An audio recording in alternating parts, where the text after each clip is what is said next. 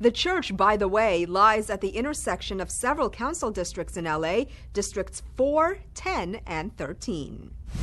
In Pacific Palisades, going to the beach just got a lot safer for pedestrians. Anna Marcos shows us how a brand new type of pedestrian stoplight is making a difference. Who would think a walk to the beach could be fatal? But on the PCH near Pacific Palisades, it can be. Before the new stoplight came on, it often was. My granddaughter's boyfriend was killed out here trying to cross where one side stopped and the other cars on the side, lady just drove straight through.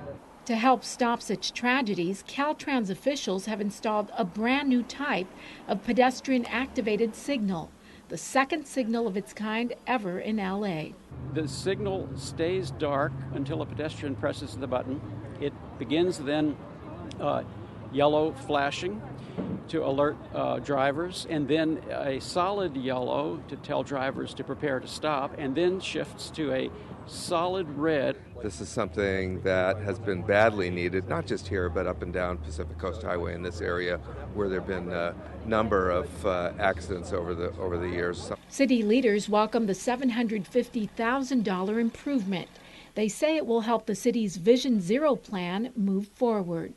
The goal is to get the city's embarrassing rate, shameful rate of traffic collisions down to zero by 2025. We have more traffic fatalities in Los Angeles this year than homicides. But officials warn a signal alone, no matter how high-tech, can't stop a traffic accident. They advise both pedestrians and motorists to stay alert and watch the road. Still, many residents here are counting on fewer car collisions and hopefully fewer tragic fatalities in the future. I'm Anna Marcos for LA This Week. When it comes to playgrounds, we often think of safety first. But how often do we think about accessibility? Not very often. But city leaders have made that a priority as they unveil a new playground that ensures kids of all abilities can have fun.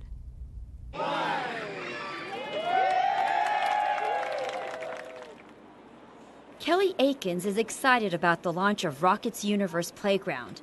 With her son Max, who has cerebral palsy, she understands all too well the importance of having an accessible playground. Max is now 21, but she remembers going to playgrounds where he couldn't play, and it was often difficult and heartbreaking for her to see. You know, we couldn't get the wheelchair across the wood chips. He couldn't go down the slide. He couldn't swing in the swing. You know, obviously he couldn't climb on the jungle gym. So it was so sad. It got to be where I couldn't even drive past a playground. Rocket's Universe in Weddington Park is named in honor of John Taylor Rocket Williams IV, who was born with a genetic disorder and lost his life at the precious age of 2.5. He was in a wheelchair, and he didn't have a lot of the same accesses to things like when we would take him to the park. You know, it was a lot of stuff. There were, you know, wheels in the sand and all of that kind of thing. We wanted a place where people could go and all sort of come together and feel a sense of belonging together, and everybody have equal access. It is the 33rd inclusive playground in Los Angeles, designed in a collaborative effort between the nonprofit group called Shane's Inspiration and the Department of Recreation and Parks. Officials say Los Angeles is one of the most playable cities in the world for children of all abilities. We have 33 parks where kids with disabilities can play by themselves without the help of anybody helping them move, or, you know, get onto it and equipment or anything like it. Is amazing, isn't it? A lot of the features built into this playground accommodate kids of all abilities. For example, if you take a look at this rampway here, it can comfortably fit a wheelchair or a walker. It is what makes a park. It's what first brings our children to the park. And it's that connection that a playground offers that allows us to continue on with your children as they get older. It's just an opportunity to bring kids together just as kids. So kids of all ability levels, of all challenges, can come together and play on the same equipment at the same time and interact with each other, get to know each other, and see what they have in common instead of what they have that's different. Something kids also understand. And it gives the people with disabilities, company. because usually they're alone because people think they're different. Actor Justin Baldino from the hit series Jane the Virgin, and a father himself, also appreciates the importance of a playground. And as much as we are here to teach our children, I think that there's so much they can teach us. A playground where perhaps new friendships, dreams, and inspirations are launched. In North Hollywood, I'm Rasha Goel for LA This Week. Shane's Inspiration has 64 similar parks worldwide and hopes to continue to build more in Los Angeles. Well, it's lights, camera, action as the mayor takes steps to help cut filming costs for low-budget digital productions in LA. A new memorial honors a key figure in the city's history and giving kids a chance to get up close and personal with several successful book authors this summer. All these stories in City Beat. LA City Mayor Eric Garcetti launched the Digital Makers Initiative, a pilot program that seeks to help keep productions in LA by cutting 2/3 of film permitting costs for small and digital-first productions. Digital filmmakers have historically been priced out of expensive permits that cater to big-budget projects. This initiative, which cuts red tape for small, low-impact productions, is the first pilot program of its kind in the nation. The mayor said that the program will help make sure that Los Angeles and all of its production and location resources remain accessible to small productions. The Digital Makers Initiative is designed for productions that have a low impact on communities in which they shoot.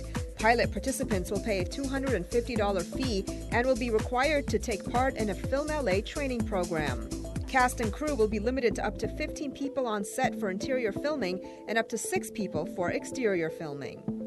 The newly installed Blue Star Memorial marker at Orchid Ranch in West Hills was dedicated recently. The Blue Star Memorial Program is a national program which honors members, past, present, and future, of all branches of the United States Armed Services. Orchid Ranch was named after oil pioneer William Warren Orchid, who used the ranch as his retirement and vacation home. He also served in the National Guard from 1895 to 1897. The city of Los Angeles acquired the land in 1966 and is currently operated by the Department of Recreation and Parks. The memorial marker was made possible through funding from the West Valley Garden Club. The Library Foundation kicked off its Summer Author Series with authors Ariana Stein and Patty Rodriguez. The Summer Author Series brings children and young adult authors and illustrators to libraries to share stories, provide insights into their career paths, and interact with students. This summer, the series will hold 47 different author programs throughout the city. Refreshments will be provided, and participants will have a chance to win a free copy of the author's book. The idea behind Summer Author is to bring both young adult authors and children's authors to the libraries to connect with children so they can be inspired to maybe one day becoming an author or illustrator themselves. The LA Dodgers continue to give back to their fans by showing young kids how important it is to hit a home run with reading. Rasha Goel has more. Once upon a time, said the frog, there was a lizard sitting on a rock. It's not every day these young kids get to hear stories read by their favorite baseball players. But today was their lucky day. As part of the LA Reads program, an initiative by the LA Dodgers to get children excited about reading, these young 3rd and 4th graders were treated to a special story time at the Central Library with LA Dodger players Andre Ethier, Rich Hill, and Yasmani Grandal. Picking up a book and something that you're interested in is vital to your communication, to how our vocabulary expands, and just makes you overall more confident. The program was developed to improve kids' reading levels. Statistics show that only about 1/3 of American 4th graders can read well. I think it's important for her because it expands her mind, it expands her vocabulary, her communication skills. Do you know the secret to throwing? Sure. Have fun. Dodgers players are quite the storytellers. They did a great job reading books to kids and really are encouraging reading and talking about how important it is for young people to read and how books are really a window to the world. Students also got to take pictures with the players and received a book to take home. A win-win for all. I'm Rasha Goel for LA This Week. As part of LA Reads, students can track their reading minutes online and can earn chances to win special Dodger prizes, including an on-field recognition before a Dodger game. Well, enjoy plenty of 4th of July celebrations, including several fireworks shows throughout the city and a skydiving parade. All of this in this week's Things to Do. Celebrate Independence Day at the annual John Olguin July 4th Spectacular. The San Pedro July tradition is now in its 67th year. The free celebration features music, family activities, food trucks, and a spectacular fireworks show at 9 p.m. on Cabrillo Beach. The festivities start at 12 p.m., so don't miss it. Cabrillo Beach is located at 3720 Stephen M. White Drive in San Pedro. 4th of July celebrations wouldn't be complete without a parade, right? So head on over to the 68th Annual Pacific Palisades 4th of July Parade. Starting just before 2 p.m., a band of patriotic skydivers will descend from the sky, kicking off the neighborhood's massive parade. Come join your neighbors and enjoy the best bands and equestrian units in the country, marching alongside community groups, local celebrities, neighbors, and kids. For locations and more information, visit palisadesparade.org. Over in the Valley, it's one of the most spectacular fireworks displays in Southern California. The July 4th Fireworks Extravaganza delights over 60,000 people with a free concert and 15-minute spectacular fireworks display. There are more than 20 local restaurants on hand with arts and crafts vendors and local businesses promoting and selling their goods. The event takes place at Warner Center on July 4th from 6 to 9:30 p.m., so come early. And that's a look at some things to do. Well, that's going to do it for this edition. I'm Yana Kane from all of us here at LA This Week. Thanks for joining us. A reminder that you can catch us online at lacityview.org. You can also follow and like us on Facebook. We'll see you back here next week for more of LA This Week.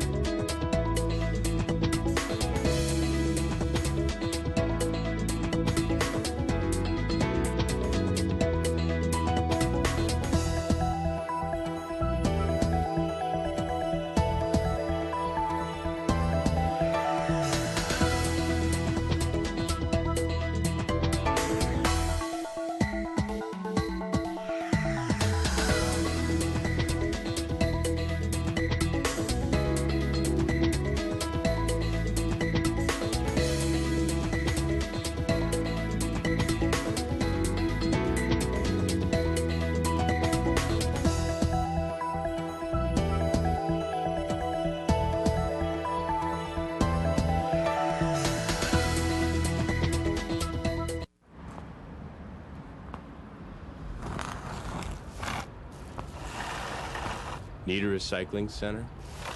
Call 311, the toll-free number for non-emergency services. 311, your one call to City Hall.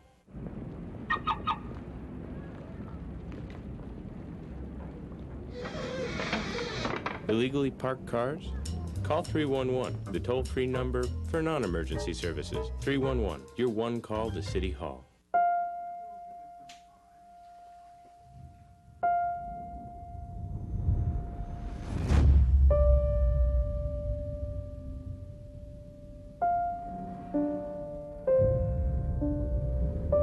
What if a disaster strikes without warning? What if life as you know it has completely turned on its head?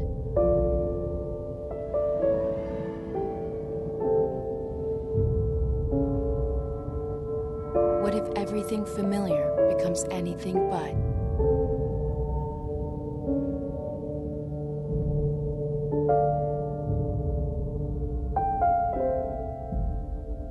Before a disaster turns your family's world upside down, it's up to you to be ready. Get a kit, make a plan, be informed today.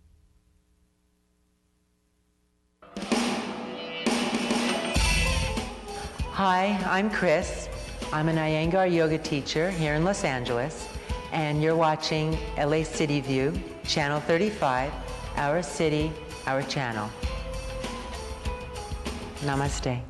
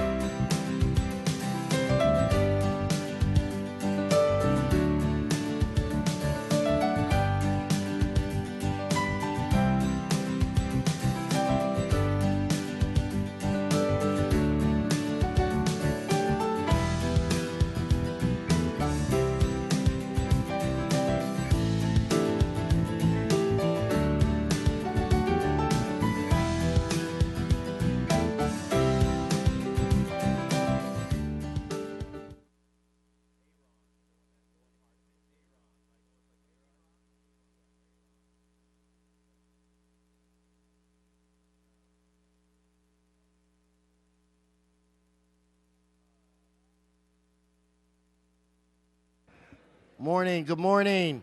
I'd like to ask you all to take your seats. Shh. If everyone would please take their seats.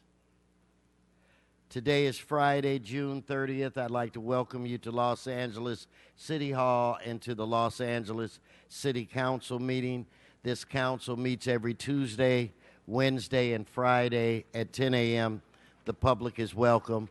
Madam Clerk, we do have a quorum. Would you please call the roll? Blumenfeld, Bonin, Buscaino, Cedillo, Englander, Harris Dawson, Weezer, Koretz, Krikorian, Martinez, O'Farrell, Price, Rue, Wesson. 13 members present and a quorum, Mr. President. Thank you very much. First order of business. Approval of the minute. Mr. Cedillo moves. Mr. Krikorian seconds. Next. Commendatory resolutions for approval. Ms. Martinez moves, and Mr. Bonin seconds. Next.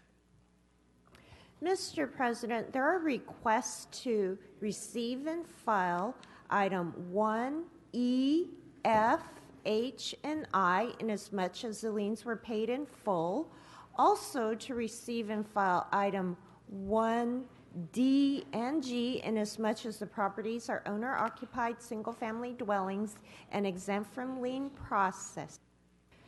And finally, sir, the time limit extensions were received for items 3 and 4, so those items may be referred back to the Planning and Land Use Management Committee for further consideration.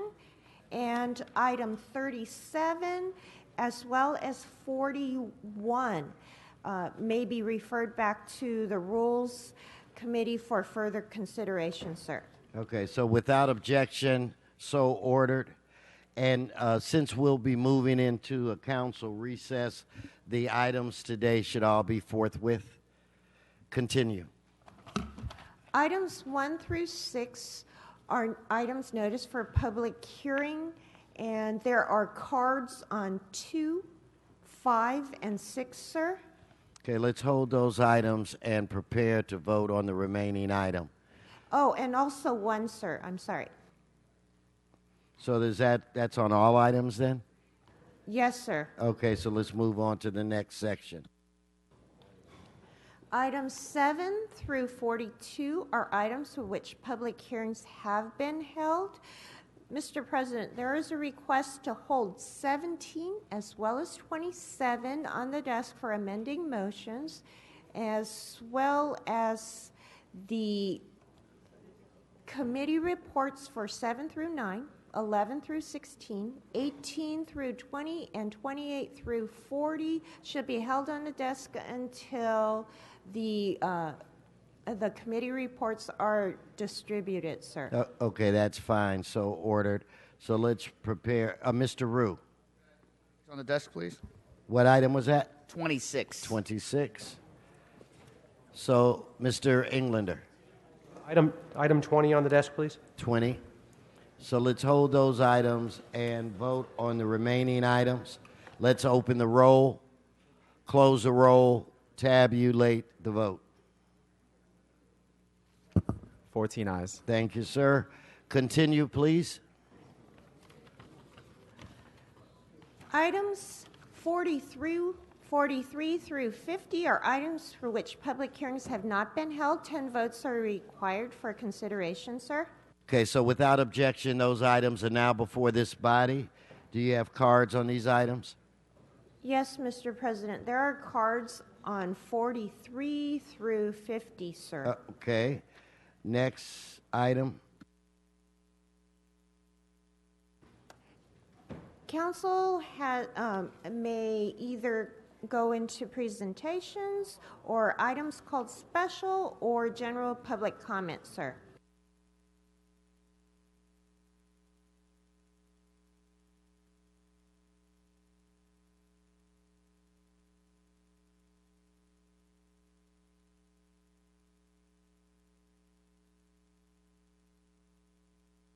Okay.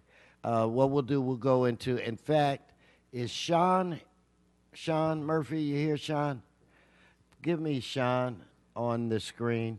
Sean, you have items 1A, B, C, D, E, F, G, H, 2, 3, 4, and your general public comment. Go ahead. Yeah, good morning. Item 2 is a good item. The first couple of items is about liens. We should get rid of the liens. Item number, what was the other numbers? You have 1A, 1B, C. You can go 2, 3, 4, 5, 6. Item number 6 is a good item. Item number 5 is a good item. That's about it. Give me my general public comment. Can you give him his 1 minute for general public comment?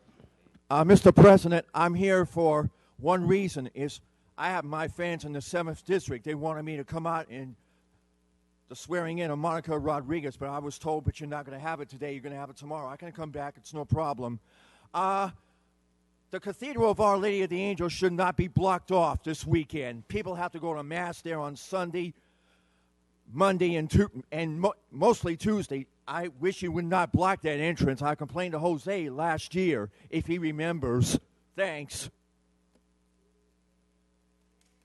Okay, thank you, Mr. Murphy. Now, what I'd like to do is recognize Mr. Englander.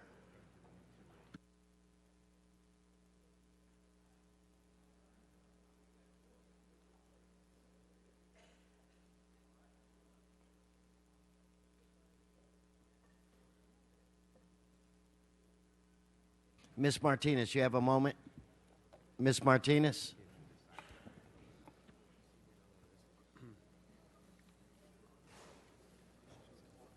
You guys get in really tight here.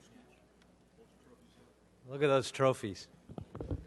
Mr. Englander, you have the floor. Thank you very much, Mr. President, colleagues. This is spectacular. Today, we're here to celebrate some amazing young filmmakers. This is the second year that my office put together the Making Movies That Matter Film Festival.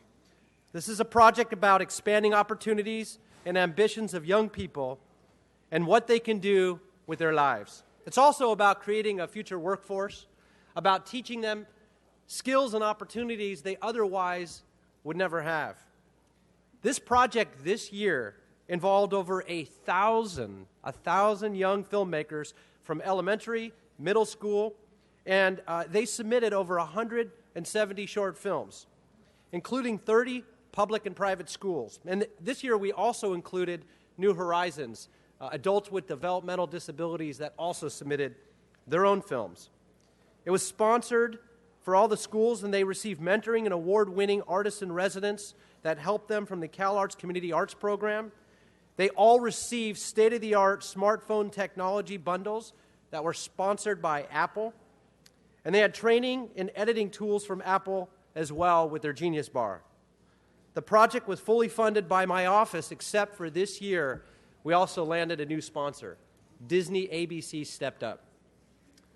In fact, they want to make this a citywide project, and I got the opportunity to meet with Mr. Iger himself, who just loved this entire program. The students had mentors, but they were tasked to write, direct, act, and edit with their own films with no assistance other than advice and training. The entire competition was then juried, and we held the culminating event on May 24th at the Valley Performing Arts Center. In fact, we had 2,000 people show up at the Valley Performing Arts Center.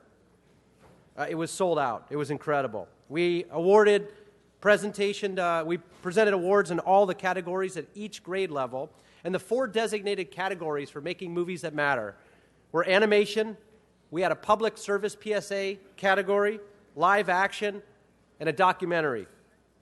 The overall Best of Festival Award was selected by an independent jury, and those were all industry professionals. The program was in partnership with CalArts, the Community Arts Program, Film LA, the Valley Relics Museum, LAUSD, the Department of Cultural Affairs, Apple, Apple of Northridge, and ABC Disney.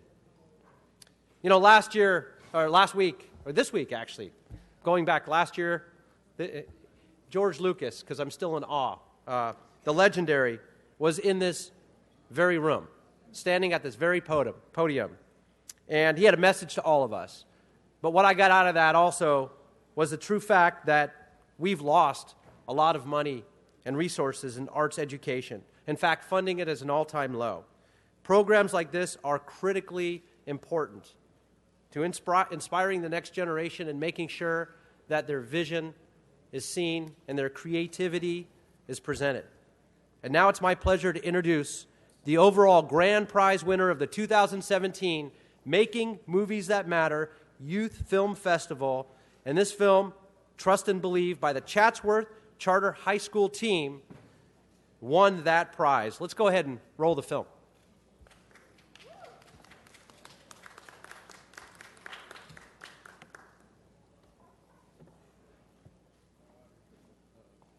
No audio?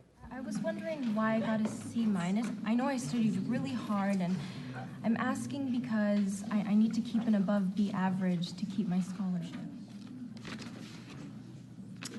You know, unfortunately, this is the grade you got, but I do think if you can really ace the final, because I can't change this, that you would be all right. Okay. I try my best, it's never enough.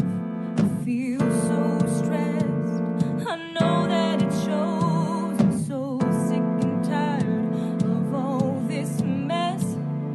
I'm not worth it, no, no, no, it's not worth it.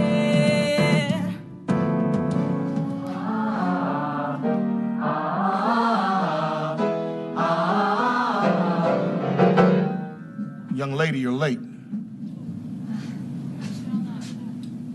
Why? I don't feel like singing today. Why are you so talented? Didn't you get the scholarship? Not anymore. There's something you need to understand. Success in your life is yours today. True power is locked in your DNA. No obstacles may get in your way. Trust and believe. Trust and believe. Success in your life is yours today.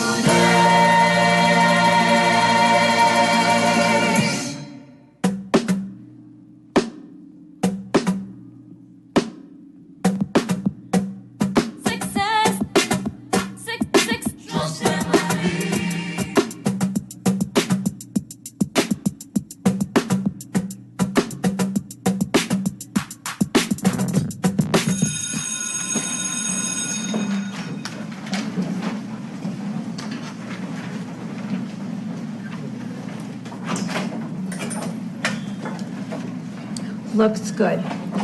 Thank you. Success in my life is mine today.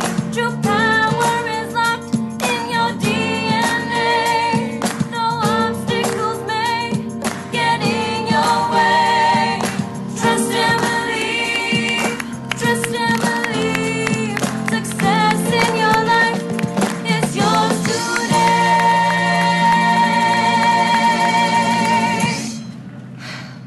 By the way, that was an original song that they also wrote. So they didn't just edit, direct, film, star, act, and sing.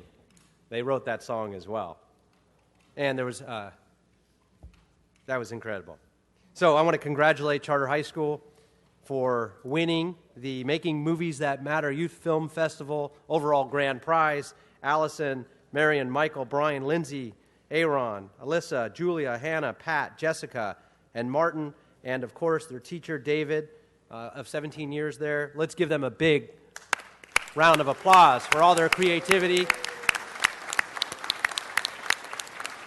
And of course, we could not do this without our community arts partnership.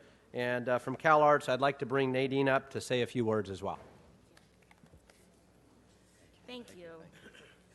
Good morning, Council President, Council members. Thank you so much for having us today. This is an incredible honor for me to be here. All of us at the California Institute of the Arts are delighted to have partnered with the City Council member Mitchell Englander, the Department of Cultural Affairs, Disney ABC, as well as all of the schools of the second annual Mitchell Englander Youth Film Festival. And we hope this continues for many years to come.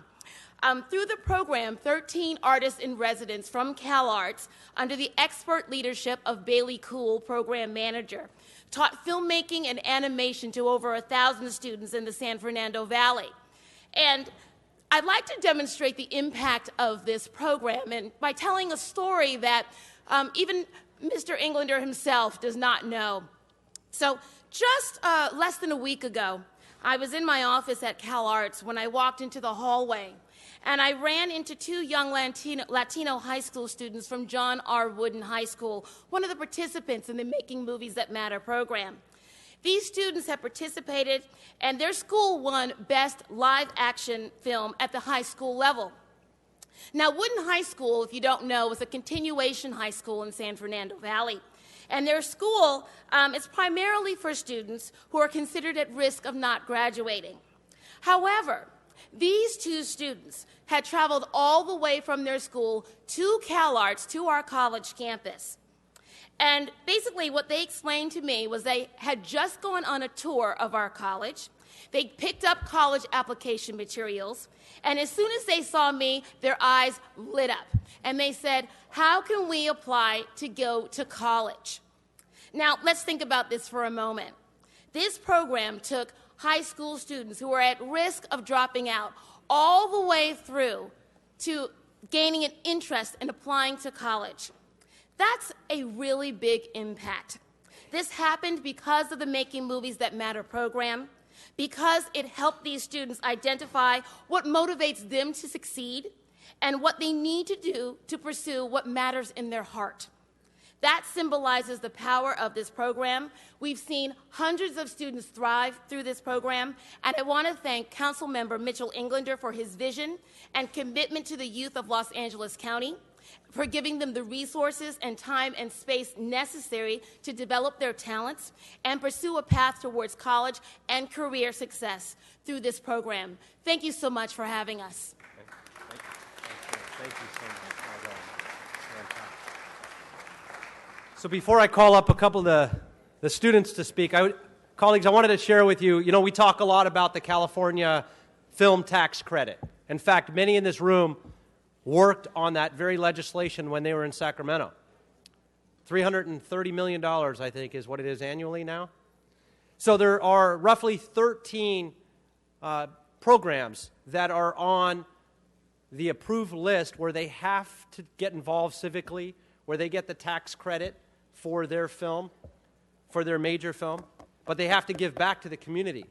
We were just recently listed on their website and got approved as part of that program, so they have to get involved with us, which is phenomenal. We do a lot of different things, we all do.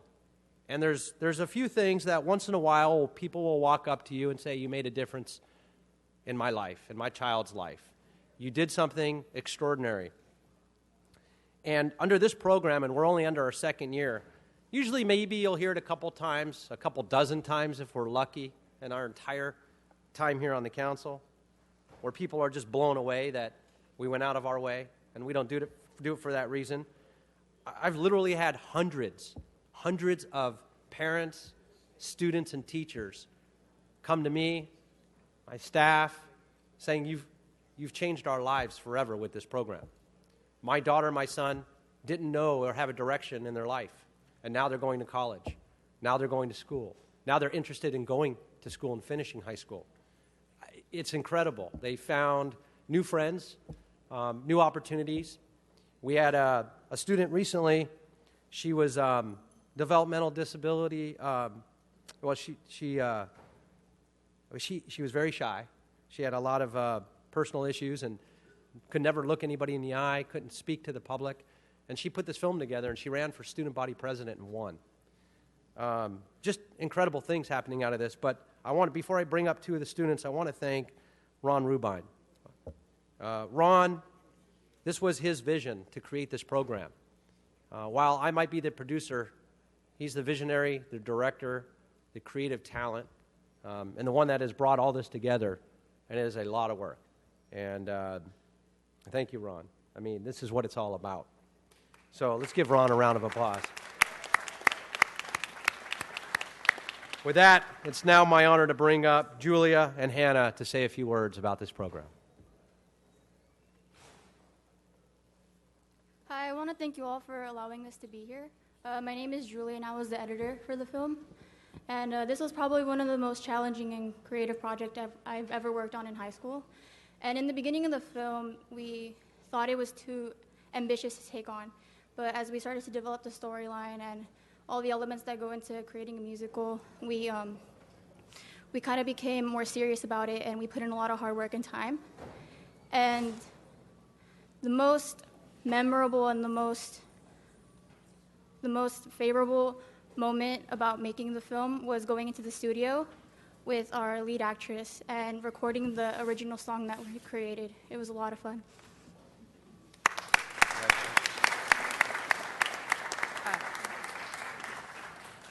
Hi, I'm Hannah Thompson, and our film just began as wanting to make a musical because we thought it'd be original and it'd be a fun idea, but as the message of confidence developed, so did our confidence in this film and our confidence in our ability to maintain the future we want.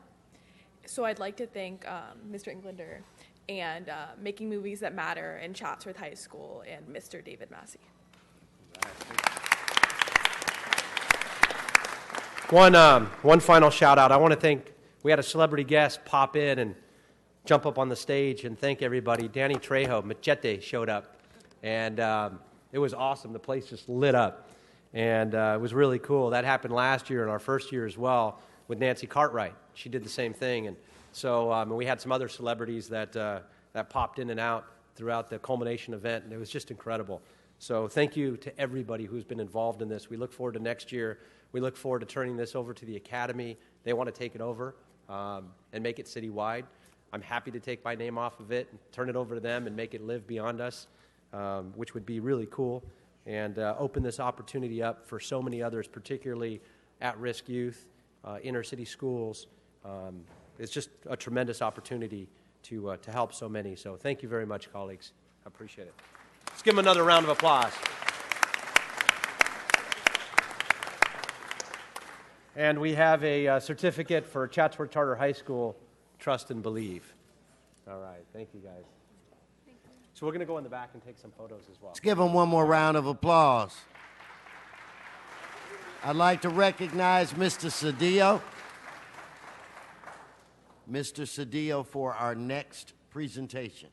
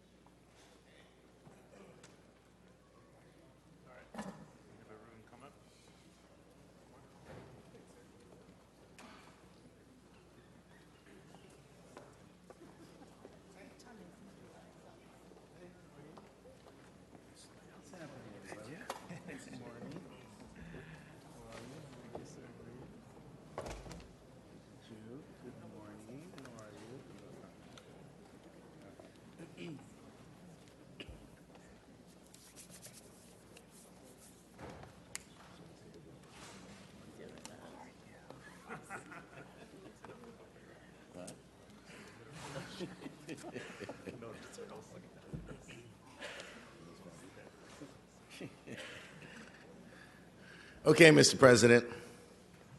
Everyone knows I have the most fabulous office in the world of politics.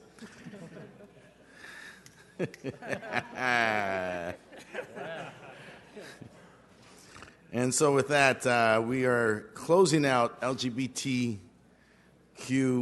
Heritage Month with a special presentation of the Coca-Cola Next Generation Leaders Initiative. The initiative provides an opportunity for emerging greater Los Angeles LGBTQ professionals to be connected to the politics of the community. With us today is the inaugural 2016 cohort of Rising Young LGBTQ professionals, and they are between the ages of 21 and 30, with exceptional potential in a wide variety of fields and backgrounds. They've been selected because of powerful and motivational leadership program, which is designed to help them blaze trails and open closed doors across business, civil service, nonprofit, and other professions. Coca-Cola and its partners are working to ensure diversity in each incoming cohort, recruiting high-potential leaders who come from disadvantaged backgrounds and from communities that offer few opportunities to the LGBTQ community. This is a time where our nation is under attack. You've heard me say that on many occasions. And it's under attack from the Trump administration, and many of its communities feel this. It's amazing that the day after Donald Trump was elected, the entire LGBTQ section on their website was deleted. An entire community just wiped away. And so these initiatives obviously become more important within that context. It's invaluable to continue to provide a space, a safe space, as the young people say, a place for people to develop their skills, their innate God-given skills, so that they can engage in the process of public policy, have influence in their lives and society, and be leaders as they were destined to be. With that, I'd like to bring up Coca-Cola's representative, Carlos Illingsworth, so that he can say a few words. Let's give him a round of applause. Thank you. Thank you, Councilmember Cedillo, Council President, City Council. It's a pleasure to be here in culmination of the LGBTQ Heritage Month at LA City Hall. On behalf of our more than 1,500 associates at Coca-Cola that work here in the city of LA, I'm proud to say that Coca-Cola has been in the city of LA since 1908, and we look forward to many more years to come. Coca-Cola is proud of our history in Los Angeles and to extend our commitment to diversity and equality by advancing the LGBTQ leaders of tomorrow in our city. We believe that everyone has a leadership role to play, regardless of race, religion, gender identity or expression, or sexual orientation. As such, in collaboration with our local, state, and national partners, the Coca-Cola Next Generation LGBTQ Leaders Initiative was launched to promote rising young LGBTQ stars to go above and beyond their already limitless potential, and to ensure that LGBTQ leadership, representation, and equality are universal across society.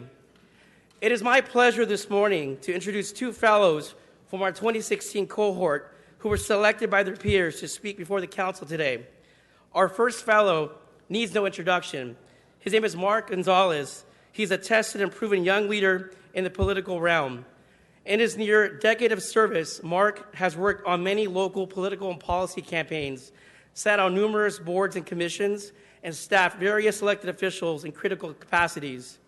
Currently serving as District Director to Assemblymember Miguel Santiago and Vice Chair of the Los Angeles County Democratic Party, we are thrilled to have Mark in this fellowship, providing his deep knowledge and insights.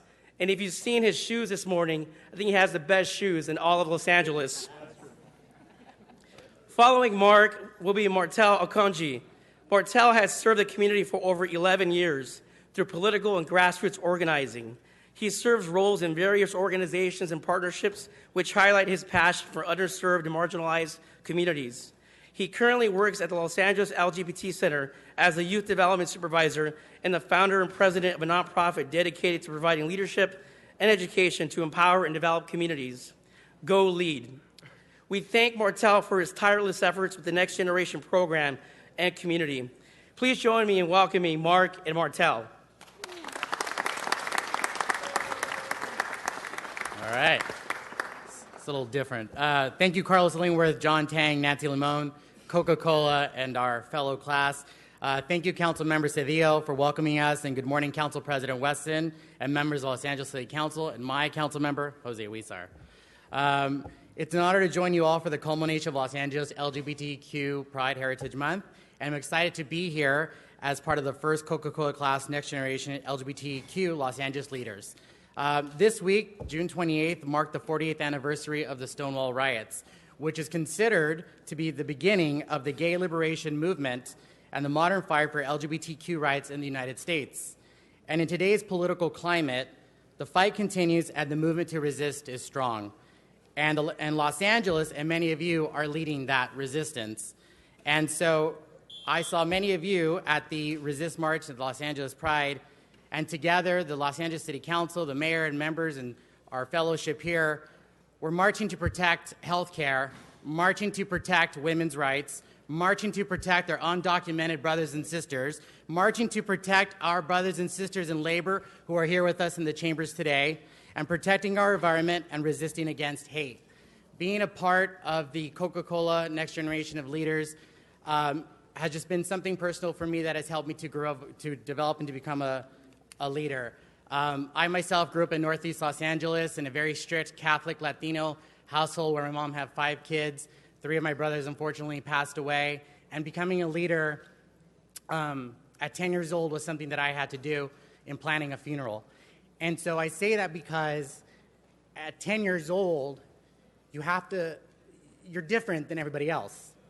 And I mention that because people behind me look like me, they are like me, and that is why it's so important to have Coca-Cola here and providing this kind of a service to folks in Los Angeles who look just like me, who grew up like me, and around the same age group. So together, I'm just so happy to be here to celebrate Pride because Pride belongs to all of us. So thank you so much. Thank you. Hi, everyone. How are you doing today? Before I speak, I want to first give a notice to all the lives that have passed before us, and as you can tell, that there's many amongst all of us in the LGBTQ community. But most importantly, to our unsung heroes, those who, what I've noticed being in this fellowship with the folks behind me, are unsung heroes every single day. Whether we're providing services for our homeless at-risk youth, whether we're working with those from student populations who identify as LGBTQ, youth of color, or whether even those who think about suicide ideation. So a lot of those communities are never served to the extent that we try to serve them. And from Unsung Heroes, that's kind of how we get it down. That's how we get down. So most importantly, I want to say that Coca-Cola provided us a platform and beautifully a recognition that we never work for, but are grateful to have. Every time I wake up, I always make sure that my purpose today is to be better than I was yesterday, and that's the only thing that counts for me. And I know with my peers behind us, we work for the most part on making sure our communities are served. So with that, we know that it's not over, and we know it's important more now than ever to make sure that our trans brothers and sisters are identified, our black and brown bodies that are marginalized and oppressed are identified, and we provide all the services we can through those intersections of LGBTQ identities. So I want to thank you all for recognizing us here today, and most importantly, I pledge along with my other fellows here to continue the work regardless of what we do in our lives and to make sure that there's always a voice to be heard. Thank you.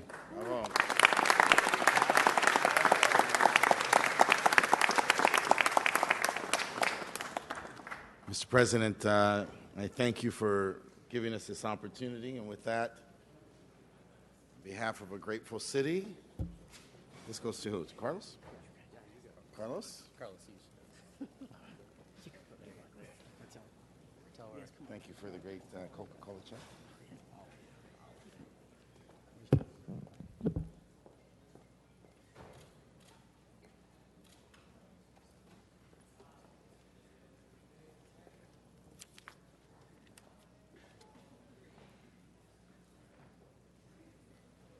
Want to grab your stuff? We're going to go take pictures in the back. The most fabulous group. We'll go to the back.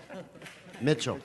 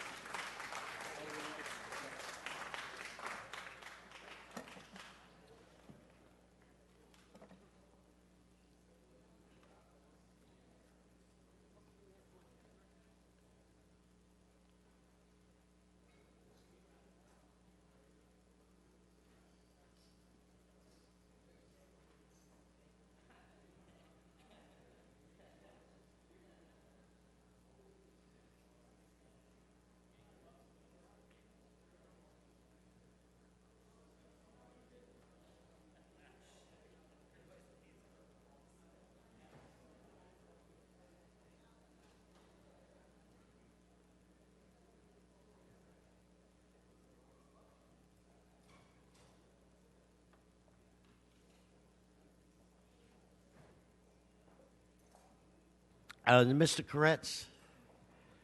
Is Mr. Koretz? If you would come forward, please, Mr. Koretz.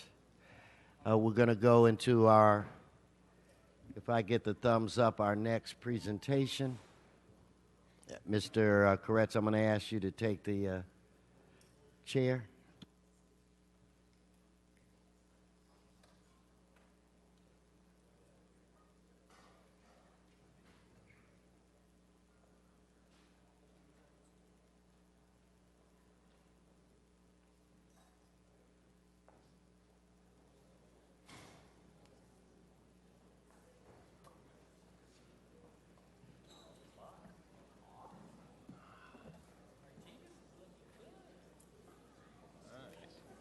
That's what I was saying.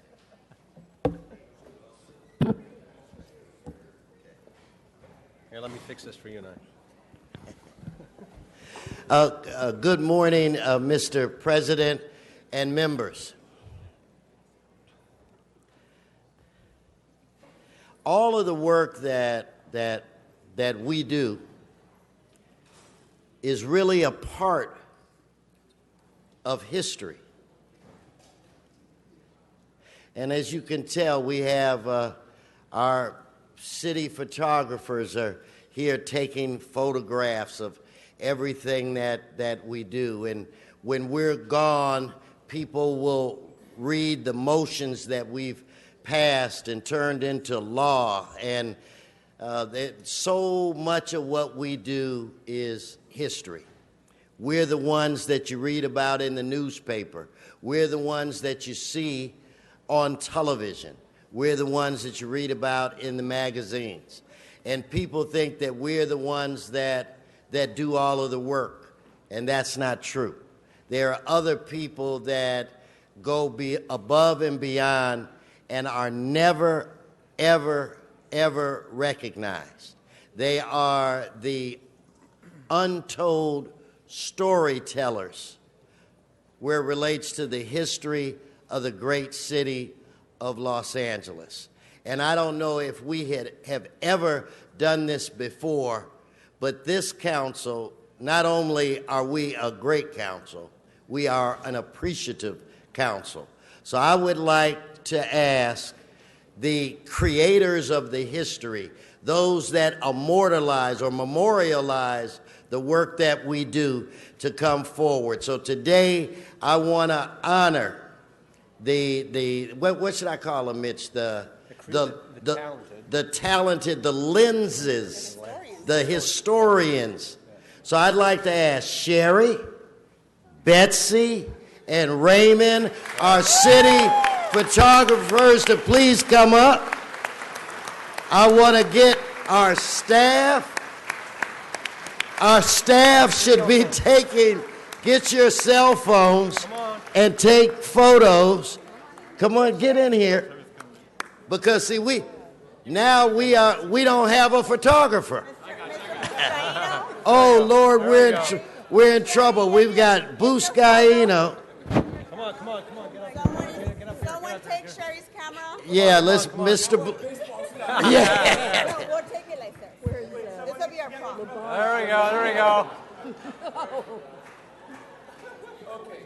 Please just give him a big round of applause.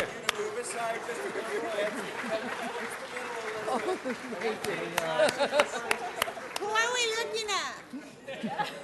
Everybody look here. See, that's what happens when you don't have professionals. Here, wait. There we go. Here, get in here.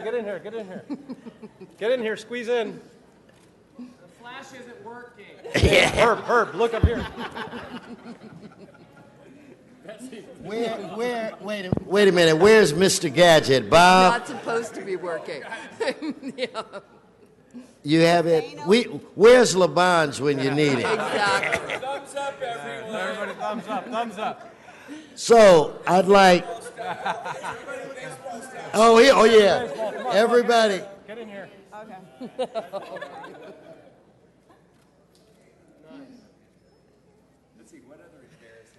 Let me just say one word. No, I'm going to I would hope that a lot of the members would have something to say. But what we wanted to do and people don't understand the work that they do. Like Sherry has been with me in 115-degree heat every year for the past 10 or 11 years when I take over 100 kids to camp with the big white fluffy hat. You know, Raymond has been here since I first got here. Betsy is always at my employee appreciation. You guys work weekends, you work evenings, you work whenever we need you to work. And this is just a small way for us to let you know how much we appreciate you. And I'm serious when I say that all of the photographs that you guys have taken, some of which are being displayed on the screen, that's the history of Los Angeles. You guys, because you record the history of this city, you guys record all of the work that we do. So join me before I turn it over to Mr. Englander in giving a loud round of applause for our great city photographers, Mr. Englander. All right, thank you. You know, I want to also recognize the great photographers that came before them. People like Ron Butcher, that some of you may remember, standing up on the ladders here to get all of our photos when we had huge groups here. But these guys have been phenomenal. And they've captured some of the greatest moments throughout the city of Los Angeles, not just here in council chambers. Although, Mr. Price, I remember a great moment with you when we were honoring Kobe Bryant. And you walked through the door and everybody thought you were Kobe Bryant. And they caught that on film and the place erupted. I mean, moments that, you know, captured on film that I look back at all these photos and just laugh. Sometimes I cry.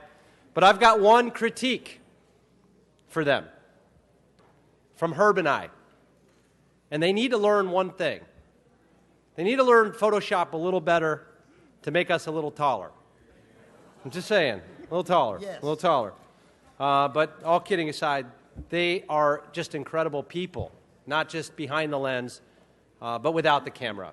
Getting to know them, and they're everywhere. All of our special events, ribbon cuttings, they work evenings, weekends, tirelessly, and they hide behind that camera, but it's so important that we're able to catalog all of the great history that's being made here. And so I thank you all very much. And I want to thank Mr. Wesson for making sure that we recognized our true local heroes, our Angelinos here. Thank you so much. I'd like to now turn it over to our Councilwoman, Nuri Martinez. Thank you very much. I just want to say that from the moment I got sworn to the LA City Council, Sherry and Betsy and Raymond have captured the most memorable moments of serving on this council for me and my daughter. And, you know, if you know my kid, you know she's very special, but she's also doesn't like to take a lot of pictures. And so if you get her to take a picture, she'll just say you get one try and that's it, you get one picture. And then you have to ask for permission for you to post a picture on social media.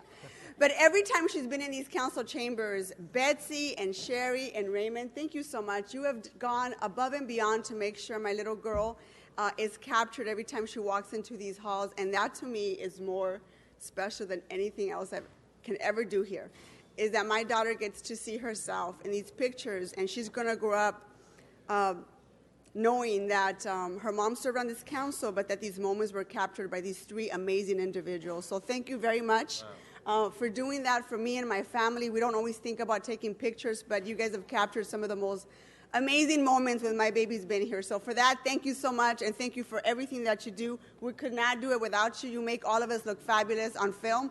Thank you very much. Thanks, Betsy. Yeah. Thanks very much. That was a good shot. Mr. President, you have at least one person on the queue, so before you go further, I'd like to hear from Mr. Weezar. And I just want to thank all of you for your commitment. I've seen you when you are in crowds of other photographers, jockeying for a room, making sure you have the best shot. And just a couple of weeks ago, Mr. President, we unveiled a mural in the Arts District for an iconic punk rocker, right? And Raymond was there to cover the situation. And this is how committed they are. When I went into the pit where they slam inside, he went in there and tried to catch as much as he can, but then pulled out after he started getting bumped a little bit. But that's the type of commitment we have from our photographers. Thank you so much for the work you do. And I also want to thank our amazing photographers. You've done so much to document everything that's happened that my office has been involved with, and my family, and we just appreciate it so much. And I think you've enhanced communications citywide for everybody. You really mean so much to us, so I thank you as well from the bottom of my heart.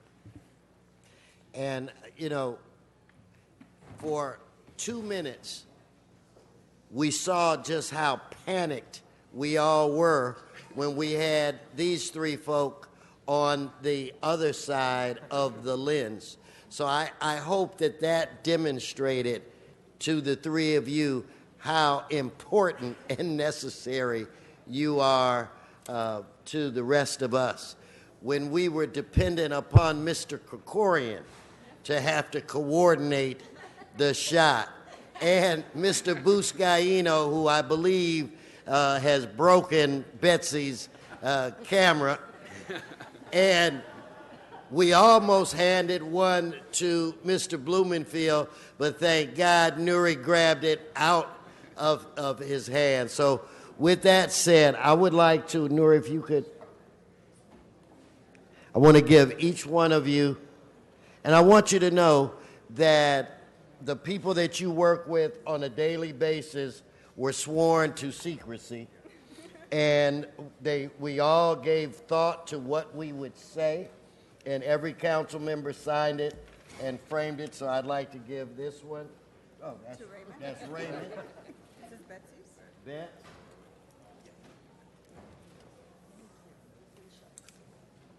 And Sherry. Now we're going to get you guys to do something that you're totally not used to doing. I'm going to ask each of you to say a few words. We're going to start off with Raymond, since you've been around the longest. Let's give it up for Raymond. Thank you very much. And all I just do is just push the button. No, in mosh pit. Bets. Thank you all. Just, I can't believe. Anyway, keep smiling. And to the lady that's the Cookie Meister, and I'm telling you, if you ever get a chance to have a chocolate chip ginger snap, is that? Anyway, Sherry, come on up. Let's give Sherry another round of applause. Thank you so much. And it feels really wonderful to be appreciated. And you're all a pleasure to work for. You are. Thank you. Let's give it up for our photographers. Thank you all. Hey, who would take a picture in the back? Yeah, we got to go.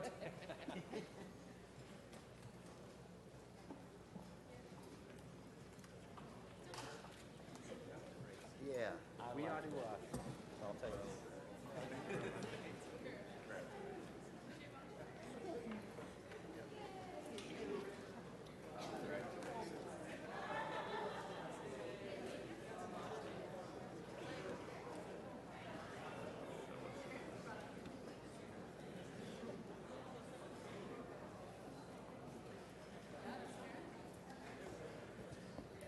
Mr. Buscaino, would you like to do a quick introduction? Thank you, Mr. President. Colleagues, as you know, we'd love to empower our young people in our district. Today, I'm happy to announce Kaz Amano, who is a council member of the day for the Council District 15. Kaz is entering 6th grade and going to the Dana Middle School award-winning STEAM Magnet program. So let's give Council Member Kaz Amano a round of applause and official welcome to City Hall. Thank you. Mr. Buscaino, did you say he was our permanent replacement in CD15? No, just for the day. For the day.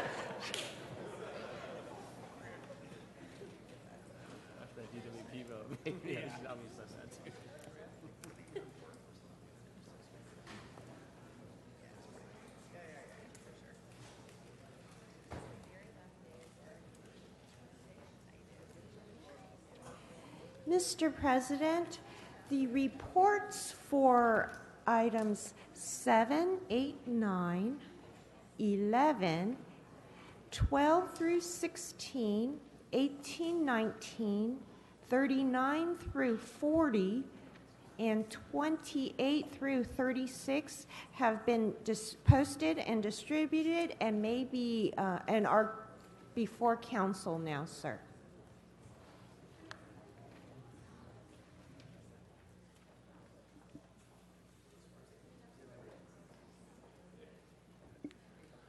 All right, let's open the roll on those items. Close the roll and tally the vote. 14 ayes. Those items have all passed 14-0. What do you want? All right, let's go to Mr. Previn.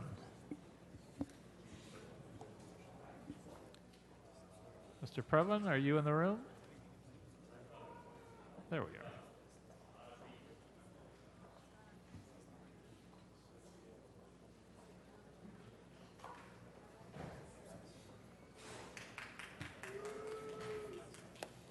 Mr. Koretz, greetings.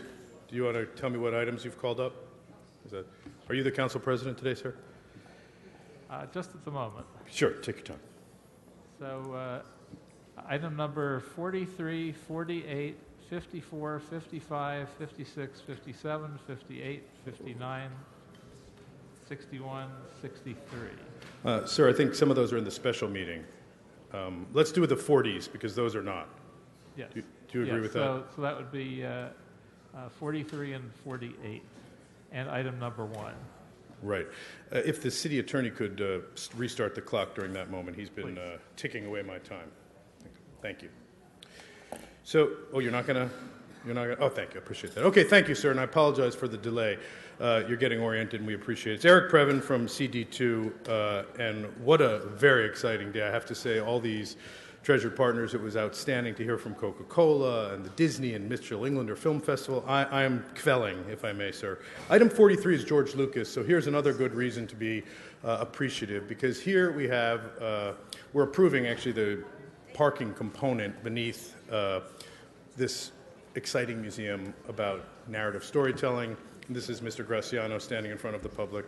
And the idea here is to get that museum moving as quickly as we can over in Exposition Park, and I think most Angelinos are excited about it. I just want to raise one concern, and I don't know if it could be made a condition, but it would be great if it could. I think you're familiar with Mr. Broad, who has taken his museum and made admittance free. Mr. Lucas has done so well. This is one of the richest Americans, and we would love it if some element in this great mix could make it so that the folks of South Los Angeles and Mr. Price's district, Mr. Harris Dawson's district, the great CD10, could access the museum at the very least for free. Certainly, we cannot expect all the plastic tchotchkes that are going to be sold for a profit contributing to the Disney Empire to be for free, but we could allow them to come in and see the exhibits and learn about storytelling and all that. So I would appreciate it, sir, if you would bring that forward and make a motion to get this component in place so that youth, at the very least, could enter that museum for free. Mr. Broad did it for all Angelinos, and we would really appreciate it. Thank you, sir. Item 48, we have another parking agreement. Here we are. We have been paying $350,000 to lease a parking area. Now we're getting rid of that.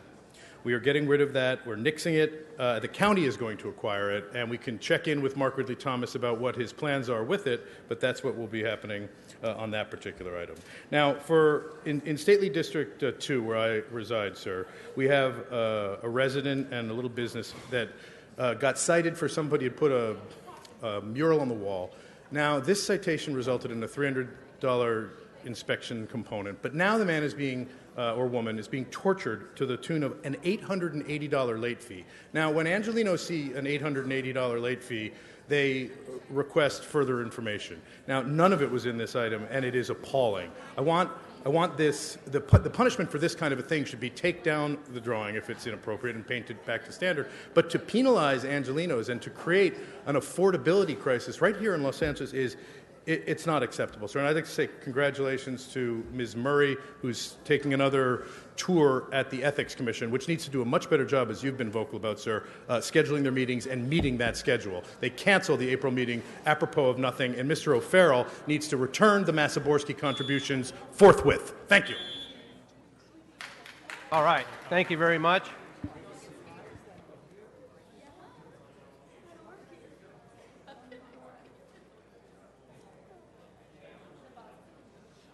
Mr. Previn, did you want your 1 minute for general public comment, or are you good? Forthwith. I'm kidding. Come on up.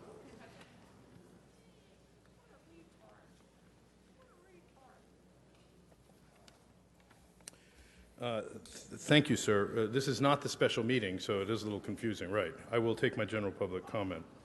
I want to ask the CAO, who has been doing a very diligent job of sneakily meeting on HHH and Prop K and various other ones, to agree finally out in the open in front of all the Angelenos to make the audio recordings available for the public to be able to consume these meetings that we can't often get here on Thursday at 3 p.m. or 9 in the morning on a Wednesday. So if he would do that, Richard Llewellyn, I think it would really go a long way toward making it possible for Mr. Galperin, for example, to engage auditors who, in one of the items today, he's engaged an auditor, Macias, Ginny, and O'Connell, to possibly look at HHH if we're so inclined. Guess what? The public eyeballs will help so that we may not even need to do an audit. But at the moment, we're having very little scrutiny, and it's not going well. It's Eric Previn and Joshua Previn who won an LA Press Club Award this year, and thank you for your comments, sir.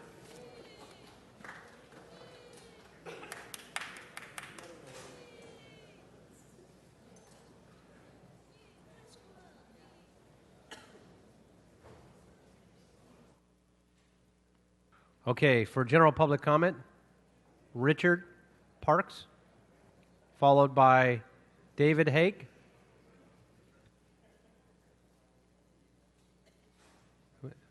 Monique.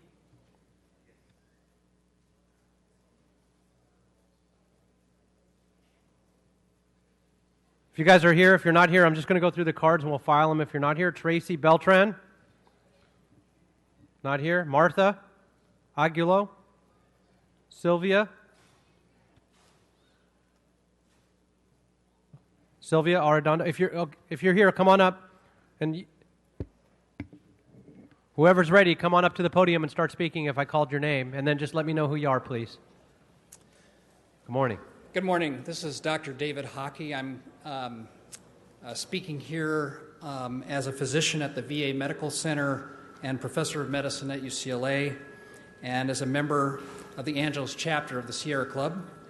In both my capacity as a physician and as a community advocate for environment and human health, I'm deeply concerned about the health impacts of oil and gas production here in Los Angeles that affects LA residents, especially those living in vulnerable, low-income communities like South LA and Wilmington. I've read many studies coming out of Pennsylvania and around the country documenting the grave impacts of these operations pose.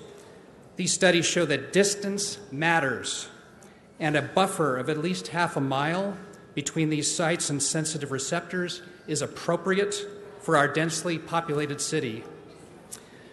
This is with regard to the passage of item 17. Thank you very much. I'm also going to let any other speakers that are here know that we've already satisfied public comment on item 17.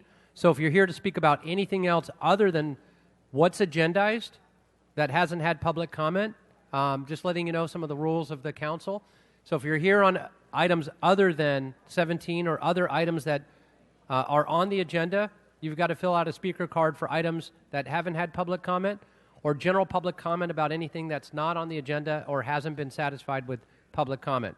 So if you're here on 17, why don't I do this? If you're here on 17, I'm going to ask everybody who's here that filled out a comment card for general public comment, but it was really on item 17, to stand up if you're in favor of item 7, because I want to make sure I recognize that you're actually here and you took the time to drive downtown. So if you can stand up if you're here on that particular item. Okay. Excellent. Thank you very much. So as I call your name, if that's what you were here on, you cannot speak on that item. If there's an item other than that that's not on the agenda or hasn't had public comment, you can speak on those items. But that's why I wanted to make sure we... Now, if there's anybody here, I'll go both sides on this. Is there anybody here who filled out a card on 17 who wishes us to vote against it, or that you're against item 17? And I'll ask those people, besides the ones that are already in the middle and standing, to please stand up if you're against item 17. Okay. All right. Thank you very much. So we're going to go back to general public comment. Ma'am, if I'm going to call your name. Are you here on item 17? I'm sorry?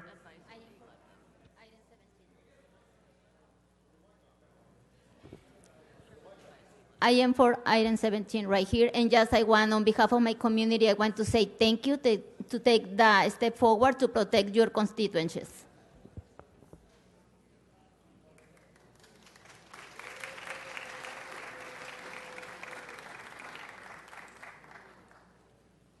Okay, so for those of you who want to make, again, if you filled out a card on 17, if you want to talk in general on your 1 minute, related to the topics of that item, that's fine, but it's not specifically for or against 17 since we haven't voted on it yet. It's met public comment, but you can speak in general as it relates to the subject matter.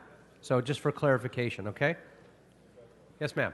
Yeah, my name is Sylvia Arredondo. I am a Wilmington resident, lifelong born and raised. I also serve on the Wilmington Neighborhood Council. I am the newly elected chair, and we did actually submit, or we're in the process of submitting a community impact statement for Council File 17-000447, which I understand I should be sitting down. But I do just want to take the time to acknowledge you all, our council member as well, for moving this along. It's long overdue, and I, live in Wilmington and see the impacts daily, and I'm really happy to see this move forward, so that way we can continue to safeguard our community's health. Thank you. No, thank you very much. Thanks for your service as well. Okay, Richard Parks, Monique, Urarte, Tracy Beltran, Martha Aguilo, Christine Dixon. And again, if you want to come up, you can, but if I call your name and you don't, we'll just go ahead and file that. And we'll still put down on file that you were here and note that as well. Rafael Leon, Maria Reboleto. Okay, go ahead, please. Monique Uriarte, thank you for the opportunity to express my gratitude to this council, especially President Mr. Wesson and Council Ryu, to take the initiative to protect the Angelinos, to protect against oil drilling emissions. We are very grateful, and I think you are taking the right step and be a leaders not only in the city of Los Angeles, but have a blueprint for all the states. Thank you.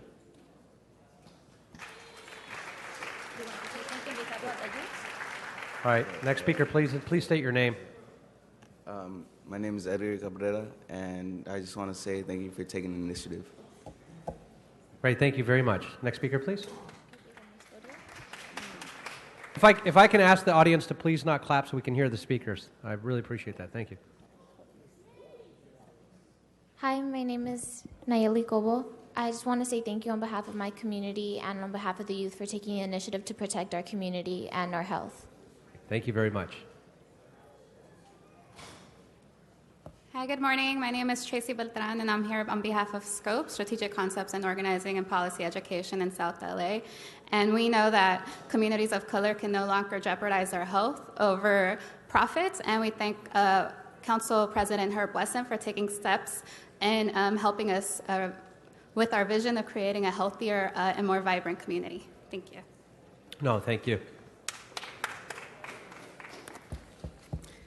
Good morning, honorable council members. My name is Christine Dixon, and I'm here because back in January of 2017, I received a ticket in error, and I had a hearing just this past May 18th of 2017, where I just found out on yesterday that I'm still responsible for a ticket that was given to me in error. So I'm asking for help from someone at this council so I can move forward with getting this ticket removed from my record and from my information, as it was given to me in error. I need to know, where do I go from here after I had the hearing May of last month.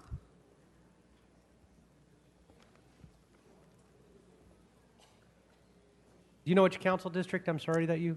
It was at Los Angeles Community College, so I'm not sure who's... That's where the ticket was 13. given. That's where the ticket was given? Okay. If you want to go ahead and go to the side here, I believe he's going to... council member is going to send some staff over to talk to you. Thank you. You're welcome. Thank you very much. Next speaker, please. Morning. Good morning. Okay, my name is Maribel Flores, and I'm here representing my mom, Maria Flores. And I'm actually here to thank you, Councilmember Jose Huizar, for the housing project where my mom, who's gravely disabled due to cancer and diabetes, now she has a place to call home.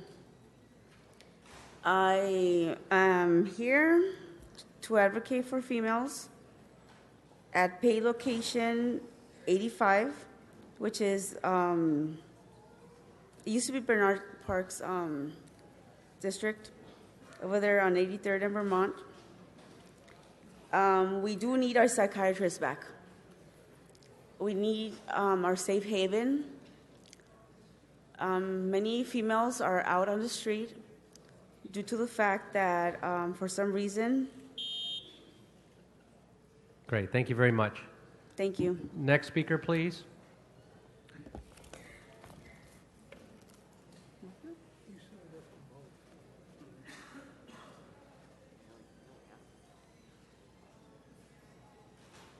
Okay. So I'm gonna call the names again if you didn't want to come up or it's not on what we already went over, just so we can check your name off. Richard Parks. Okay. Monique Urarte. Rafael Leon. Maria Rebellato. Margarita Hernandez. Alicia Brones. Raquel Leon. Clara Meza. Zoila Aguilar. Maria Mazarogas.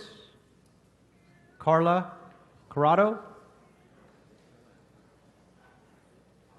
Manuel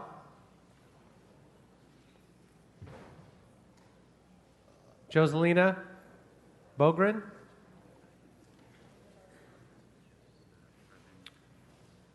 Okay, now I'd like to Anna Solis. Okay. And John Walsh. Followed by Antonio Ramirez. Followed by Wayne. 3 minutes. This is 1 minute. I didn't get my multiple. I didn't get my multiple. 3 minutes. Okay. Now give me my. Yeah, Mr. Walsh, you've got item 1, 2, 3, 43, 46, 49, 53, 54, 56, and 57, and 58.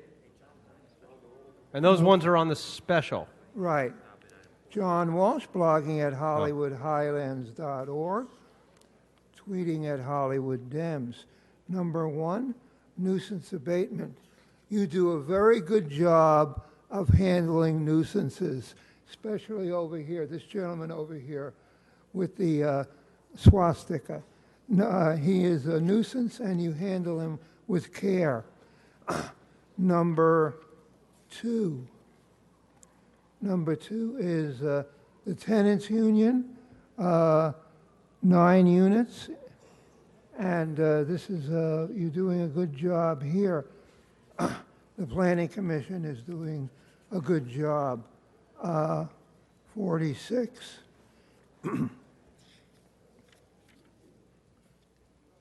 This is the Hollywood Walk of Fame. Go out there and take a look at the Hollywood Walk of Fame. When a dog shits on the Hollywood Walk of Fame, it improves the look of the Hollywood Walk of Fame.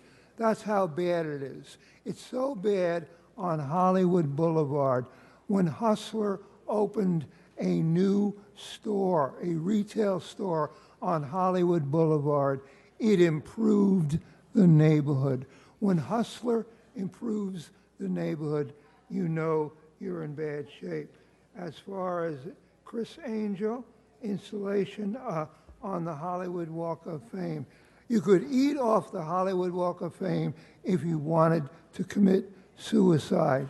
Even the look-alike for the President of the United States isn't showing up anymore because it's so filthy on the Hollywood Walk of Fame. And the other special, I'm not going to speak on the other special council meeting agenda items because this is not in that special council meeting. This is only the regular council meeting. And number 48, this is a parking lease agreement. I'm telling you right now, if you want good parking, just make a contribution to one of the city council members. Do it legally through, and you'll get very, very good parking anywhere in the city. I'm going to reward you with 9 seconds off the clock. Thank you for that 9 seconds. Now it's time. All right, thank you very much. Now we're on my 1 minute of public comment. I'm telling you right now that we defeated, remember this guy up here was running for Mitchell Englander, was the favorite for city count, for supervisor. We had our Anybody But Englander committee meeting. We used our website, and he came in, I believe, 4th or 5th. What I'm saying is we can beat you, and we will beat you. As for today, we found out in the Times that the toilet system in Skid Row is worse than in Skid Row in India. It's worse than India. It is so terrible here. But my name is Davan Maharaj, and I am head of LA Times. Thank you very much.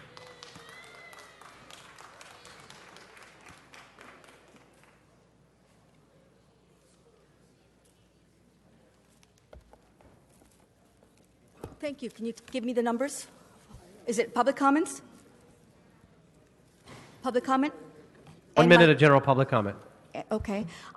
Stop the homeless racketeering abuses by these nasty, filthy, wicked, vindictive, pathological liars and hypocritical, bogus African, Nigerian, Christian assholes. They are Pastors Chu Wong and Grace Pam and Florence Akuchie, who in collusion with Ocean Properties operate 5 duplexes in South Central Los Angeles, which are unsafe, unhealthy, dirty, Chango Latino gang-infested and crackhead-infested and insect-infested and operated being fraudulently run. While he pockets all the homeless residents' money, Chuwang and Grace Pam often fly back to Nigeria to fight off the Muslims in their village with homeless money from American citizens. He is located at the Los Angeles Faith Chapel Samaritan Home at 10216 South Denker Avenue, Los Angeles, California, 90047.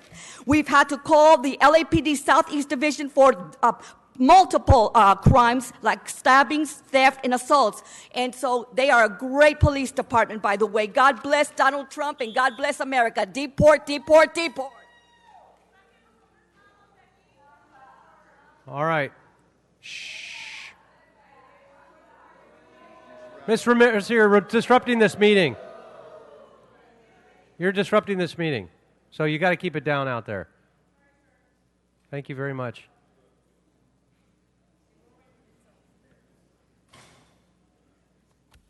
All right. So what is it? 3 + 1, 4 minutes of my items, correct? Yes, it's public comment at its worst. The most violative Brown Act body in you the got history item 1, 2, 5, of and America. 6. No, I got a lot. I signed up for all the items. That's why you finished 5th place. 43, 44, 44, B and C, D, E, F, G. Well, don't all of the 44 items. You're running my 45. time. Stop the time. Well, these are the one you asked what you signed up on. It's part But of you're your time. running my time right now. Well, you filled them out. You asked what you Well, filled out why cards for. start my time over again, Miss City Attorney? He's running my time before he announces my items. Keep going. Okay, this is why, City Attorney, you guys are getting sued because you let these guys get away with Stay shit on the like items. this. Okay, item 1. I'm going to defer to my colleague. Item 1, fuck you, yes. No more liens, no more homelessness, no more of your so-called fines. Let's take these items to Ocean Properties, which also manages Mr. Price's apartment he lives in by coincidence. Okay, you're not on the subject matter. You're going to forfeit your time. That's your Yes. final warning. Yes. So then we have, let's see, more bullshit, subdivision of vacant land and not one but 15 fucking lots. And who's going to live in these lots? The upper middle class. The homeless are not going to get that fucking land to live on. Funded by HHH. Here I'm to bitch about the misuse of the money. You don't give the money back every time. The only exception was yesterday. The Clippers got back their money. Thank you. And Lanark Street, we're going to do what? We're going to dedicate a fucking easement. What does that mean in plain English, everybody? Pay off. We're going to pay off the city councilman in exchange for development rights. That's how you do it here, folks. You pay off the city councilman to get your vested tract maps. And then nobody goes to prison. That's what happens, yes. Yes, the FBI doesn't look at sea breeze in CD 15 because the councilman got paid off. Okay, that's not on this. That's not on this matter. So that was your final warning. Let's go give him his 1 minute for general public comment. Thank you. So, everybody here, this is the draconians. These are the scumbags you see here in these chairs that rape and pillage your city so you can't live in it. Give these guys a hand. They're the most paid off council in America. That not one of them has been indicted on 74 federal crimes and 6 FBI investigations and 1 grand jury on Nuri Martinez currently open. They avoid prison like no one has ever done before. What is their secret? Well, the answer is Curran Price is writing a new book entitled How to Avoid Going to Prison While an Elected Official. It's going to be available in the summer. Get your copies now. 1995, Barnes & Noble, How to Go and Avoid Going to Prison While Serving as a Political hack, asshole, jack off. Thank you. All right, next speaker, please. Now you're disrupting the meeting. Herman?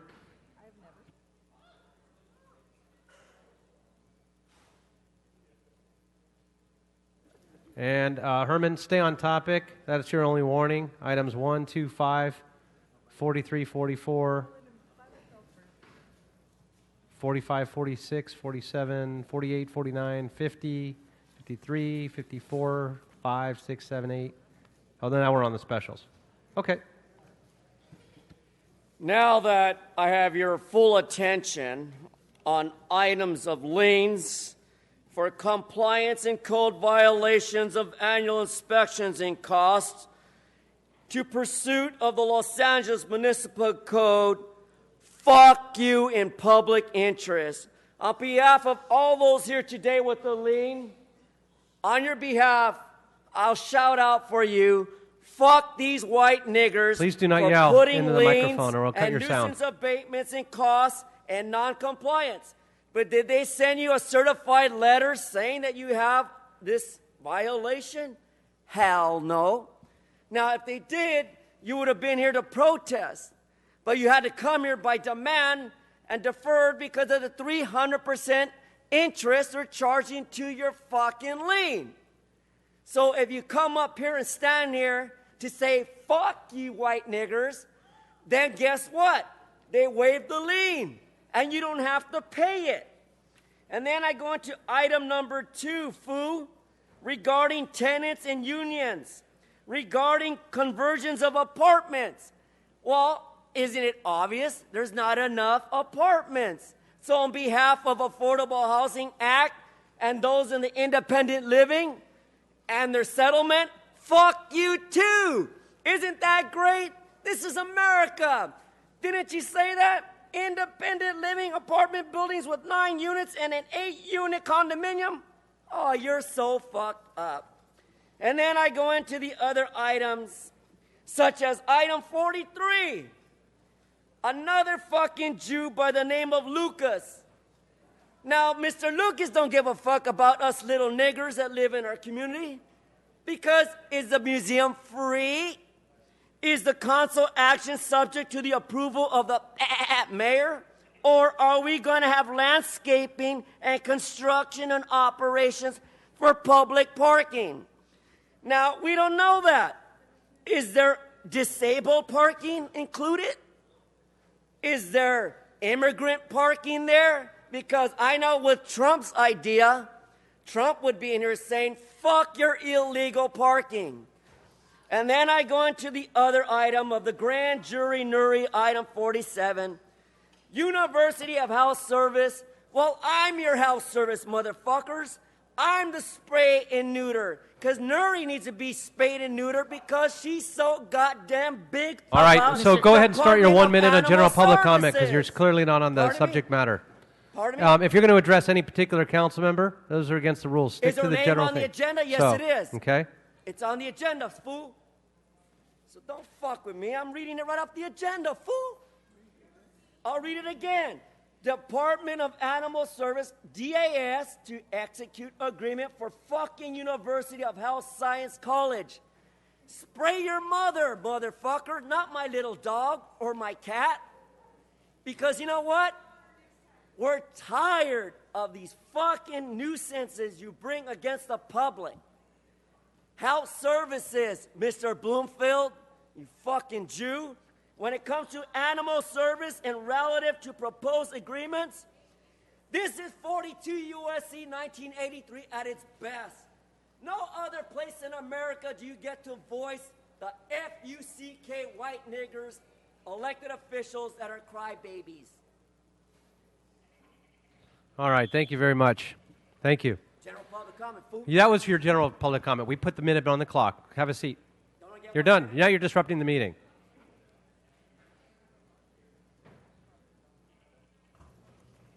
All right.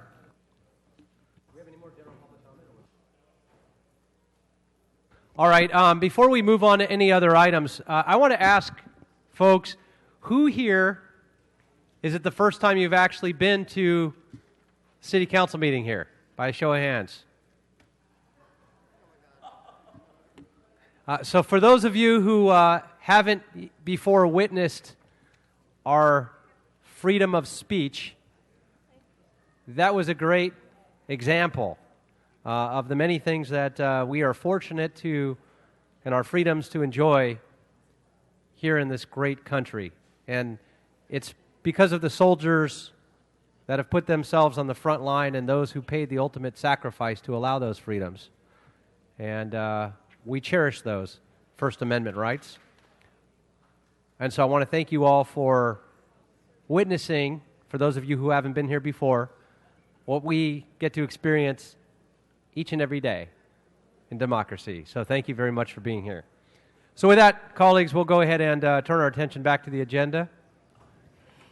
Mr. President, there's a request to continue item 1B for 30 days to July 28, 2017, sir. Okay, that'll be the order without objection. And Yes, sir. And council may vote on items 1A, C, 43 through 50, 5 and 6, sir. Okay, let's go ahead and take up those balance of those items now. We'll go ahead and open the roll, close the roll, and tabulate the vote. 14 ayes. Those are approved. Next items, please. Mr. President, the amendment for item 27 has been posted and circulated, sir. That item is available for council to vote on. Okay, then we'll go ahead and open the roll on that item. Close the roll. And tabulate the vote. 14 ayes. That is approved. Let's go ahead and take item 20. So we can go ahead and open the roll on item 20. Close the roll and tabulate the vote. 13 ayes, 1 no. Okay, that is approved. Next item, please.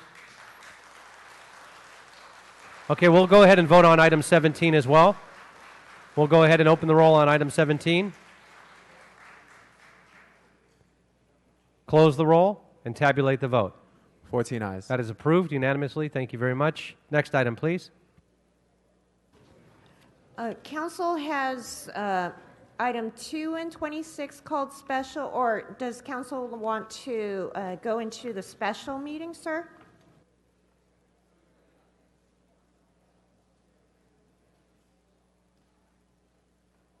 Okay, let's go ahead and take item 26 called special by Councilmember David Rue. Mr. Rue? Thank you, Mr. President. This item, it was reported over and over again that there's been issues where landlords and developers are taking advantage of the time between when tenants leave an LSAC building and when a building are converted to a for-sale housing to re-rent as short-term rentals. This is both a violation of the Ellis Act and current zoning codes. Earlier this year, I introduced a motion that stems from a situation in CD4 that was just like this. In January, bulldozers partially demolished a rent-stabilized building at 1332 to 1334 North Formosa Avenue in Hollywood. The tenants have been evicted under the Ellis Act. Mr. Rue, if you can... Hey, folks, for those who are leaving council chambers, we still have a meeting we're conducting. Shh, if you can keep your voices down on your way out, please. Thank you very much. I appreciate that. Thank you. Thank you, Mr. President.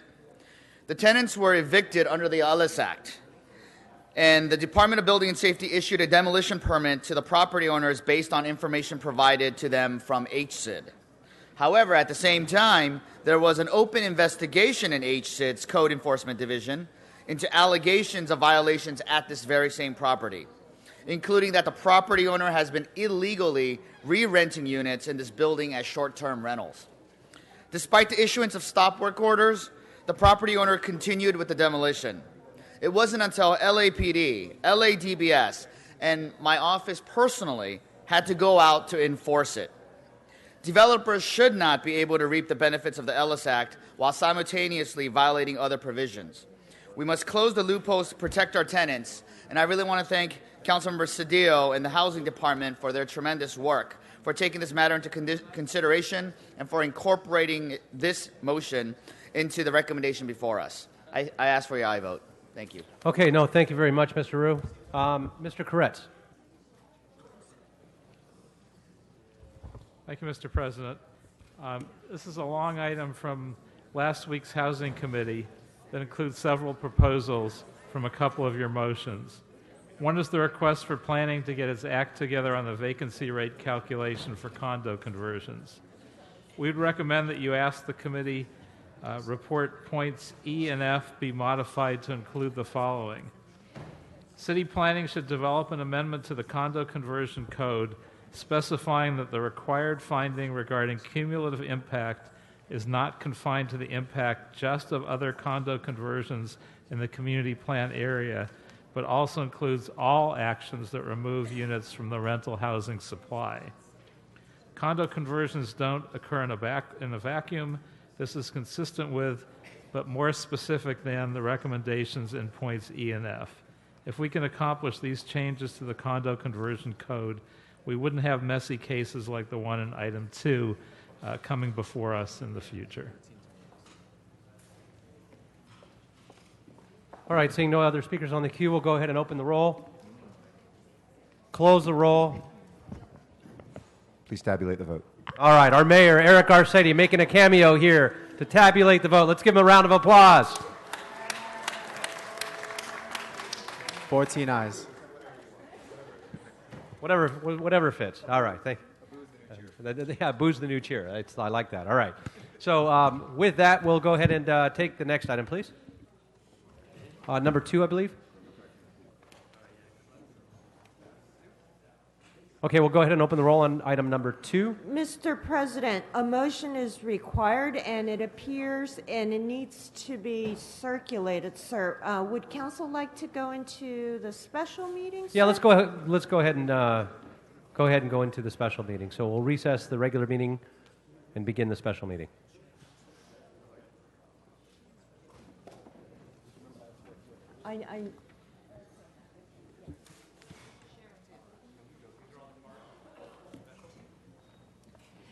Blumenfield, Bonin, Buscaino, Cedillo, Englander, Harris, Dawson, Weezer, Koretz, Krikorian, Martinez, O'Farrell, Price, Rube, Wesson. 14 members and a quorum, Mr. President. Okay, thank you very much. Start off, we'll go through the speakers. Tim McOsker. Mr. President, we're on the special, sir. And for the special items 51 and 52 are items for which public hearings have been held. Okay, I'm sorry, we'll go ahead and since we're on the special, we still had the item 2 up on my screen. That's why I was calling the names. So for the special.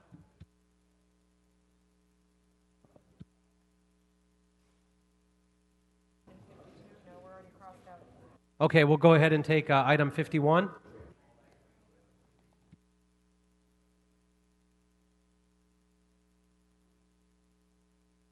Okay, we'll go ahead and open the roll on 51.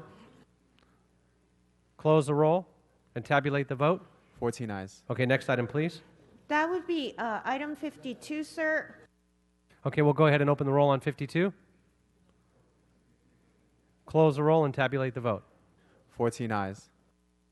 Mr. President, since considering the upcoming recess, would the council like all items considered during the special meeting to go forthwith, sir? Yes, please. Thank you very much. Council has items 53 through 66 are items for which public hearings have not been held. 10 votes are required for consideration. Okay, we'll go ahead and open the roll for consideration on those items. Mr. President, item 57 has a substitute motion. Oh, okay. And Mr. President, there are cards on all items, and that would be 53 through 66, sir. Yes, Mr. President. So we'll go ahead and close the roll. Tabulate the vote. These are the 10 votes just so we can consider the items. 14 ayes. Okay, so now those items will be before us now, and we have cards on them. But first, Mr. Krikorian.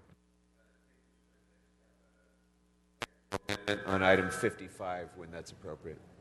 Great. Okay. Great. Thank you very much. So on cards for those items?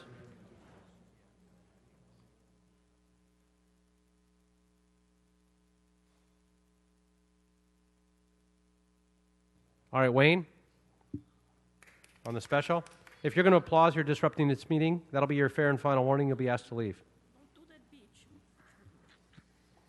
Oh. So I get 1 minute for all the items? That don't make any sense. Well, let's see. Oh, yes, CD 15, the Seabreeze Lot Amendments of 2017, a mural. We love murals. So go out there and tag all the walls in CD 15 because they're murals. A mural cannot be defined. One person's tagging is another person's mural. That's what we always say here on our side of the wall. So all the taggers in CD 1, CD 14, please go to CD 15. Public transportation is available. Spray cans are on sale at Home Depot this weekend. 5 for $5 if you're a muralist. Please show your card at the door. Now we get to construction of a proposed art and recreation center at Lafayette Park. Oh, we had a fire yesterday at Lafayette Park. It seems that somebody burnt down part of the children's playground yesterday at about 12:45 at Lafayette Park. It was burned, and nobody from the council district gives a shit about the kids and their playground that is now torched. Please go there and you'll see. We called the LA Times, and like John Walsh will talk about, they go sucky, sucky, and no news on the fire at the park. Now we go to $500,000 to CD1. Yes, we support CD1 getting $500,000. Please clean up the homeless encampments between 8th and James M. Woods on South Coronado and on Hoover Street because they are trying to destroy and set another fire, and we don't want that. Because CD1 does not want fires. CD10 is okay with fires, but not CD1.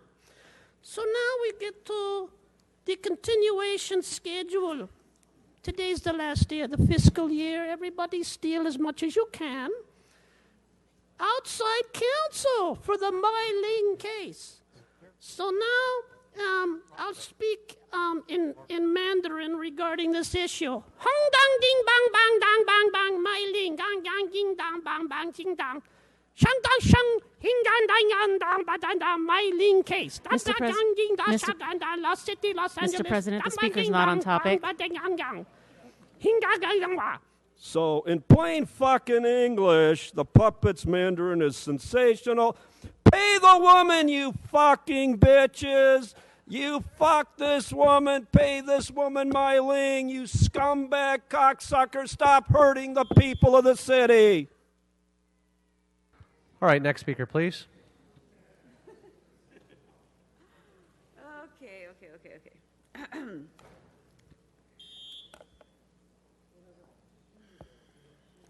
Can you state your name again, please?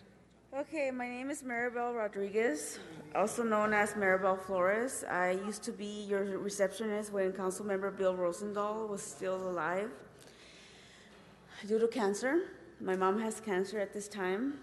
I'm sorry, ma'am. Did you fill out a card for the special? No, actually, on that screen over Right. there for I don't know which item we're talking about. So you're just speaking on general public comment on the special? Perhaps that's what it is. We don't have general public comment on the special. No, not general. Do you have a not particular general. item that you were speaking on that you filled it out? Because we don't see it up here. I Sir, apologize. Which item number are we referring to? Well, you filled out the card, so that's why I'm asking which one you filled it out, I so we can filled out find the it. card for item number 26 and number 31. We already voted on those, ma'am. So That's- we don't have your I name. got distracted by, I must have called your name, so I apologize. Okay, my name is Maribel Flores. Well, okay, but we already voted on those items, ma'am. So if you could, we'll no, go ahead. I'm here representing my mom who's gravely disabled. Her name Okay, is Maribel I'm Flores. gonna go ahead and allow you just 1 minute because I think you missed. Okay. You Thanks missed for it, so we'll, clarifying. just to make sure. Okay. Oh, yeah. No problem. DMH. Yeah, Okay. okay, got it. No problem. Thank you for the summer camp tickets. I could take 5 kids and celebrate. 9 de julio del 2017. Thanks for the tickets. I really appreciate it. Okay, thank you very much. Next speaker, please. Herman? And again, please, no yelling into the microphone. I'm very sorry because of my disability that I tend to scream, but it's actually communication regarding the $100,000 transfer from the unappropriate balance by the rookie attorney to pay Ming Ling case. Now, I don't know Landarin or Genbarin, but on her behalf, fuck you, and I hope LLC fucks you twice. And then I go on to item number, because I have a disability, you see. I tend to strangle my time, but because of such language that's interpreted to mean a goddamn nothing thing, I come to the reality that I'm being fucked over on my time because of item 58. I'm on item 58. His name is Carol Goodson, CD 13. Remember her when she said, oh, this is a TRO for fence, occupy, demolish. And then the person said, well, the construction in a public right-of-way is not a TRO. You don't have to put a restraining order on me, bitch. And then they turned around and says, no, between Cahuenga Boulevard and Cole Avenue. But I said, in recommendation to the council, bitch, to instruct the authorized city bitch engineer to issue revocable permit, I said, fuck you. I want a variance. I want a variance because I'm disabled and I'm here to challenge myself on the idea that if you construct a public right-of-way, it's going to go a wrong way for all of us to participate. So then, yeah, back on item 59 as well, that's that same little bitch, you know. He says, let me occupy a fence for demolish to evacuate and construct a public right-of-way. Well, under Willis versus Los Angeles and Barton versus Sacramento, the truth is the lawyers won their case because they were being discriminated against by Title II, 121 through 134. You see, I'm not that fucking stupid, Bloomfield, just because I suffer from mental health. Okay, so you're not on the topic. Your time is up. I've already given you a warning. Your time's up. Now you're disrupting the meeting. If you don't sit down, you're going to be asked to leave the chambers. One more word. No, now you're asked to leave the chambers. You're disrupting the meeting. Sergeants, please show them out. Thank you very much. Have a nice recess. Please show them out.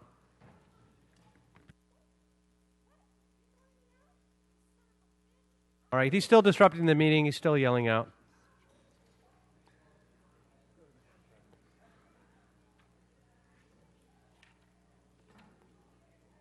Sergeant, he's taking his time and gathering his stuff. Just pick up his stuff and help him out.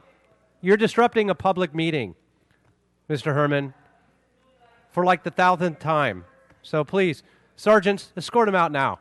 If you've got to help him out, help him out. I want him out. He's disrupting this meeting. Please. Please. Please. Thank you very much. Please show him out. Take care. Thank you very much. Mr. President, and for the record, Mr. Herman is continuing to disrupt the meeting. He's still yelling and screaming as he's being escorted out of the room. Still disrupting the meeting. Ms. Ramirez, please have a seat, or you can stand in the back.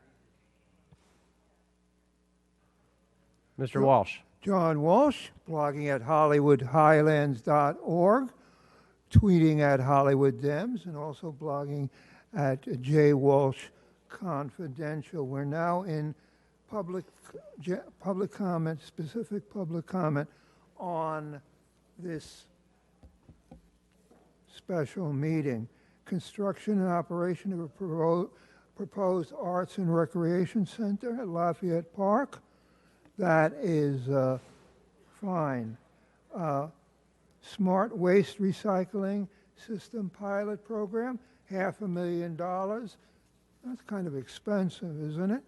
And city attorney, appropriation of outside counsel? No. In the My Ling case? No. Why don't you talk about the My Ling case? I just want you to know that I have the right to use the word fuck because you threw out Zuma Dog. We went to federal court. You spent tens of thousands of dollars against us. You fought for the free speech, and we won. And if you don't goddamn fucking believe me, read it in the goddamn LA Times. It's there. They fought free speech. And now this Mr. Jew gets caught, and now he's bowing, saying that he was the one that brought free speech. You fucking piece of shit. Thank you for being so articulate. Again, Mr. Walsh. Next person, please. Mr. Previn.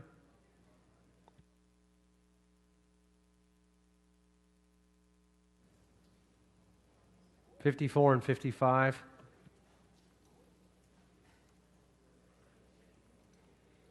'56 and 57, of course. Come on up.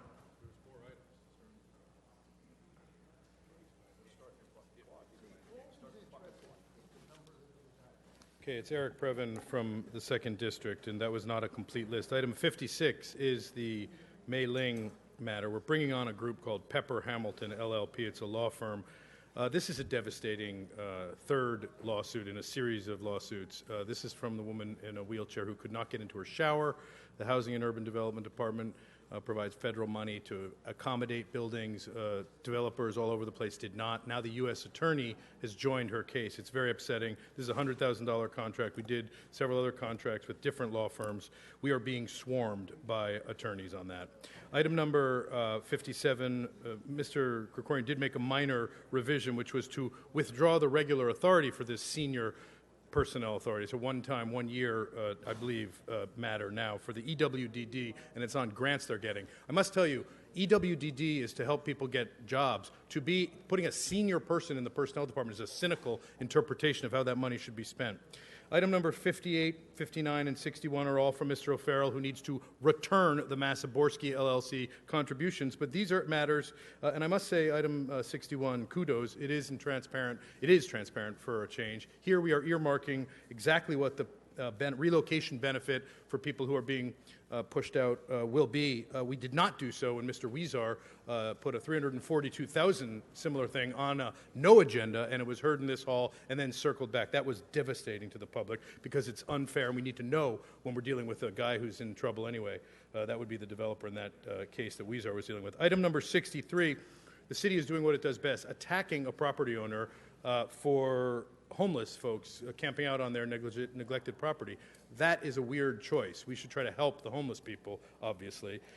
Item number 65 I referenced earlier. This is where we are bringing on an auditor-controller company to help the President Galperin over in his fancy suite that he's doing an office upgrade for. Here, we are bringing on a firm that may have authority, if we so determine, to look at HHH. Guess what? Make audio recordings available, Mr. Llewellyn, Mr. Falble, and then the public can start to see and hear how the Civilian Oversight and Administrative Civilian Oversight Committee is going. And Mr. Bonin is no longer talking to the mayor, he's talking to his treasured aide, and we do appreciate his being there for his people. Item number, I believe it is 55, is a sole source contract. This is astonishing. Here we have Buscaino and I believe Mr. Cedillo helping. A sole source contract for some trash stuff. This is big city government. It's now turned into a little $100,000 to $200,000 for the next 6 months, and now we're up to a $500,000 appropriation. Sole source. Let me tell you who gets screwed when we have a sole source deal. The people. Because it means hire the guy as opposed to Thank get you the very best much. bid. Thank you, Mr. Previn. Thank you.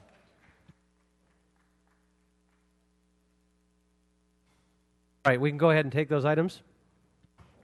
Just for the record, Mr. President, those would be items 53, 54, 56, 58, 59, 60, 61, 62, 63, 64, 65, and 66, sir. Okay, we'll go ahead and open the roll on those items.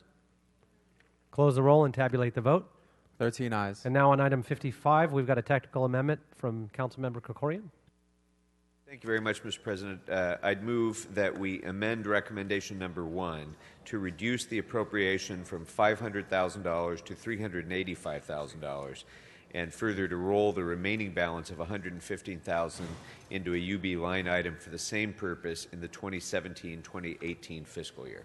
Great. Okay. Thank you very much. And looking for a second on that? All right. Second? From Buscaino somewhere back. Oh, there he is. I heard his voice. All right. So we'll go ahead and open the roll on that as amended. Close the roll and tabulate the vote. 13 ayes. That is approved. Thank you very much. That concludes the special. No, Mr. President. Item number 57, there's a substitute motion, so council needs to vote to substitute, sir. Okay, we'll go ahead and open the roll for the substitution. Close the roll and tabulate the vote. 13 ayes. Now we'll vote on that motion as amended. Okay, we'll go ahead and open the roll. Close the roll and tabulate the vote. 13 ayes. And Mr. Wesson. Yeah, I just want to make an announcement in case some people have gotten some texts or calls. We have an alarm on the first floor elevator, so it is not a fire alarm. So we will continue our business. But if anybody does hear it, or if someone comes in to say there is an alarm, it is on the elevator on the first floor. Well, Mr. Wesson, I believe the mayor's been wandering the halls. Can somebody make sure that he's not stuck in the elevator? I think he's got an important event tomorrow. All right. Thank you very much. Thanks for that announcement. All right.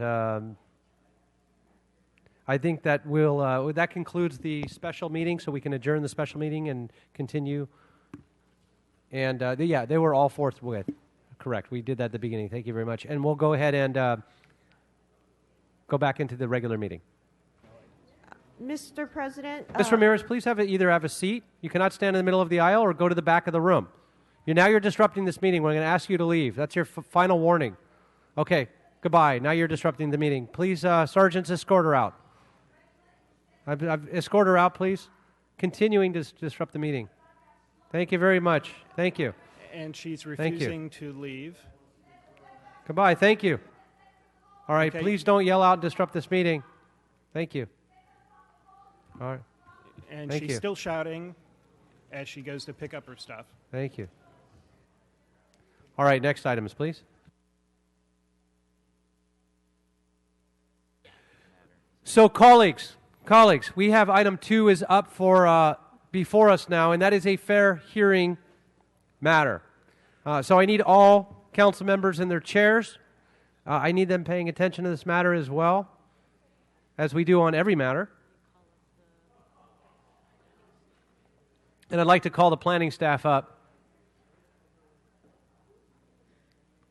Thank you. Good afternoon, council members. For the record, I'm Jane Choi, Senior Planner with the Planning Department. The matter before you is an appeal of the Deputy Advisory Agency decision to approve the residential condominium conversion of 8 units located at 118 to 126 North Flores Street in the Wilshire Community Plan area. The project was appealed to the Central Area Planning Commission, where the appeal was denied and the decision to approve upheld, and 2 appeals were subsequently filed for consideration by this body. The appellants raised a few issues, and I would like to highlight responses. The first is with regards to the specialized findings that need to be made in order for a condo conversion to be approved or denied. The code requires that the advisory agency make a series of specialized findings. 2 of them include, if we want to deny the condo conversion, we need to make 2 findings. One is that the vacancy rate is less than 5% in the plan area, and that there are cumulative impacts to the rental market in the plan area as related to as a result of the conversion. So with regards to the vacancy rate, the advisory agency used a number that our demographics research unit in the planning department came up with, which was 6% vacancy rate in the Wilshire Community Plan area. And my colleagues from the citywide division demographics research unit are here to answer further questions. But a copy of the methodology used by the DRU has been submitted for the record. The number of vacant units, there's a misunderstanding in previous appeals that we get this number from DWP. What we really get is raw data from DWP regarding the residential electric meter data, and this tells us which units have electric service turned on and which units have them turned off. And our DRU takes that and does a calculation to come up with this number. The reason why the DWP data as a source is better than, say, the census or the American Community Survey is that those sources are a sampling of the units that are within the city, and the DWP data is a unit-by-unit count, so we know information about every unit that's within the community plan area, and that is why it has been the preferred source. It is true that we have not been able to get updated information from DWP since 2015, but that is something that the department is working on in terms of updating the information and getting a better calculation. However, the code allows the advisory agency to use whatever data it sees fit in order to make this finding. And the figure has been consistently applied to all condo conversions across the city, and so this project wasn't singled out or treated differently in any way. The second finding that needs to be made is with regards to cumulative impact, and the definition of that is clear in the code. It relates to the relocation plan, the willingness of the tenants to purchase the unit, the elimination of units due to meeting parking requirements, and the number of units at the site prior to conversion. And staff found that none of the cumulative impacts, none of these criteria were met to find that there is a cumulative impact on the rental housing market. The number of legal units that were present prior to filing will remain on site, and no units will need to be demolished in order to meet the parking requirements. And I do want to emphasize that the advisory agency and the council need to make both findings in order to deny the conversion. So even if the vacancy rate were less than 5%, we would still need to make the cumulative impact finding in order to deny a condo map. The other issue that came up is that this project is a city-designated historic cultural monument, and there were some questions about the environmental analysis. This project was given a categorical exemption because CEQA, the California Environmental Quality Act, establishes a list of classes for projects that are exempt from environmental review, and the division of land and the conversion of existing building falls under this exemption. However, the Office of Historic Resources reviewed the scope of work covered within the proposed condominium conversion and found that the work would be consistent with the preservation of the HCM. And the city's cultural heritage ordinance, which is currently law on the books, requires that any changes to an HCM be reviewed by the Cultural Heritage Commission as well as the Office of Historic Resources. In taking a precautionary measure, planning staff introduced a condition requiring the applicant to provide a report identifying the significant features of the building and to apply to follow the Secretary of Interior standards, and that was submitted for your consideration. In conclusion, planning staff recommends that the City Council deny the appeal and sustain the decision of the advisory agency and the Central Area Planning Commission and adopt the revised conditions and findings submitted by staff, and we are available for questions.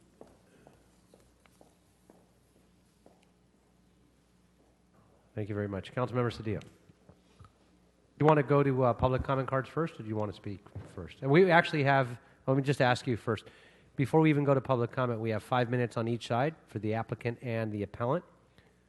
So, Mr. Steele, would you wish to go last? Okay. So we'll go ahead and take the applicant first. And if you can please state your names as you come up so we can make sure the clerk takes your name off the speaker queue. Thank you very much. Tim McCosker, Glazer Weil, for the owner. First of all, thank you very much for being so patient on a long and difficult morning. I will be as brief as I can. I know you've had a long day. I want to thank the planning staff for such an exceptional report. The facts that I want to detail were clearly stated, more clearly stated than I can. I think that what I really want to highlight, though, is that the larger public policy issue, you have a property that last year was designated as historic. And as you know, when a property is designated historic, it has an effect on what a property owner can or can't do with their property. And at that point, this property owner made a decision that rather than do other things like wait and demolish, this property owner made a decision to preserve housing, to preserve the historic fabric of this property. And the best way to preserve the historic fabric of this property is to immediately apply for a condo conversion map so you have individual owners, property ownership, home ownership, and folks who will have to preserve that property and follow the regulations at the state and the local level. Well, when they were designated, that was 2016, and they immediately put together the papers and got a vesting tentative map and filed in 2017. What was applied to them with respect to these findings is the 2015 number that came out of, that was extrapolated by the planning department and came out of the idle meter information from Water and Power. Setting aside, I want to just do a tangential here. We get that now there may be some issue with Water and Power on being able to provide those numbers and allow your planning staff to extrapolate. But here we have very close in proximity, the 2015 number, the 2016 designation, the 2016 application. So that we have close in proximity a finding in the normal course of business by your staff, by your departments, that there was a 6% vacancy rate. I get that if DWP can't provide those numbers in the future, and if we go off into the future, you're going to have to make changes, and I applaud the councilman for considering that and making and anticipating changes in the future, but that's what it'll be. It'll be a change in the future. The rule that applies to this project is the 5% vacancy rate, which was calculated based on the best information you had and was calculated close in time to our vested application.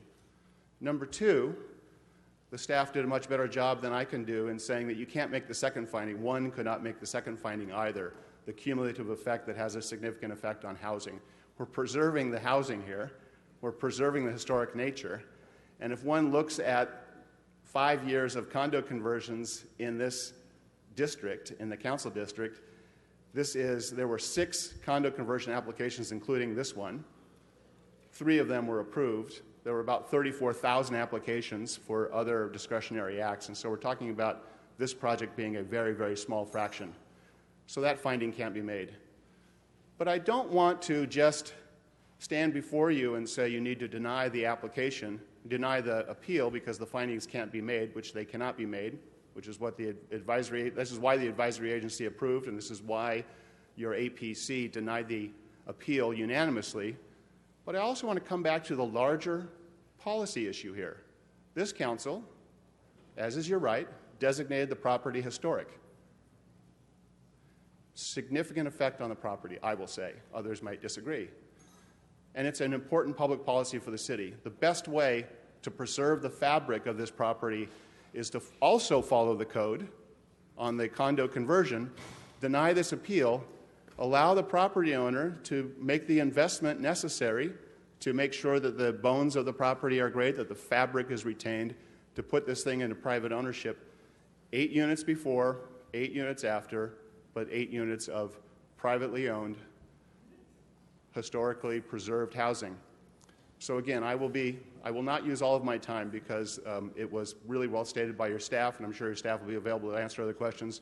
We respectfully will ask you at the end of this hearing to deny the appeal and allow this project to move forward. Thank you. Thank you for giving us the 25 seconds back and not using your entire 5 minutes. Appreciate it. All right. Now we'll have the appellant, please.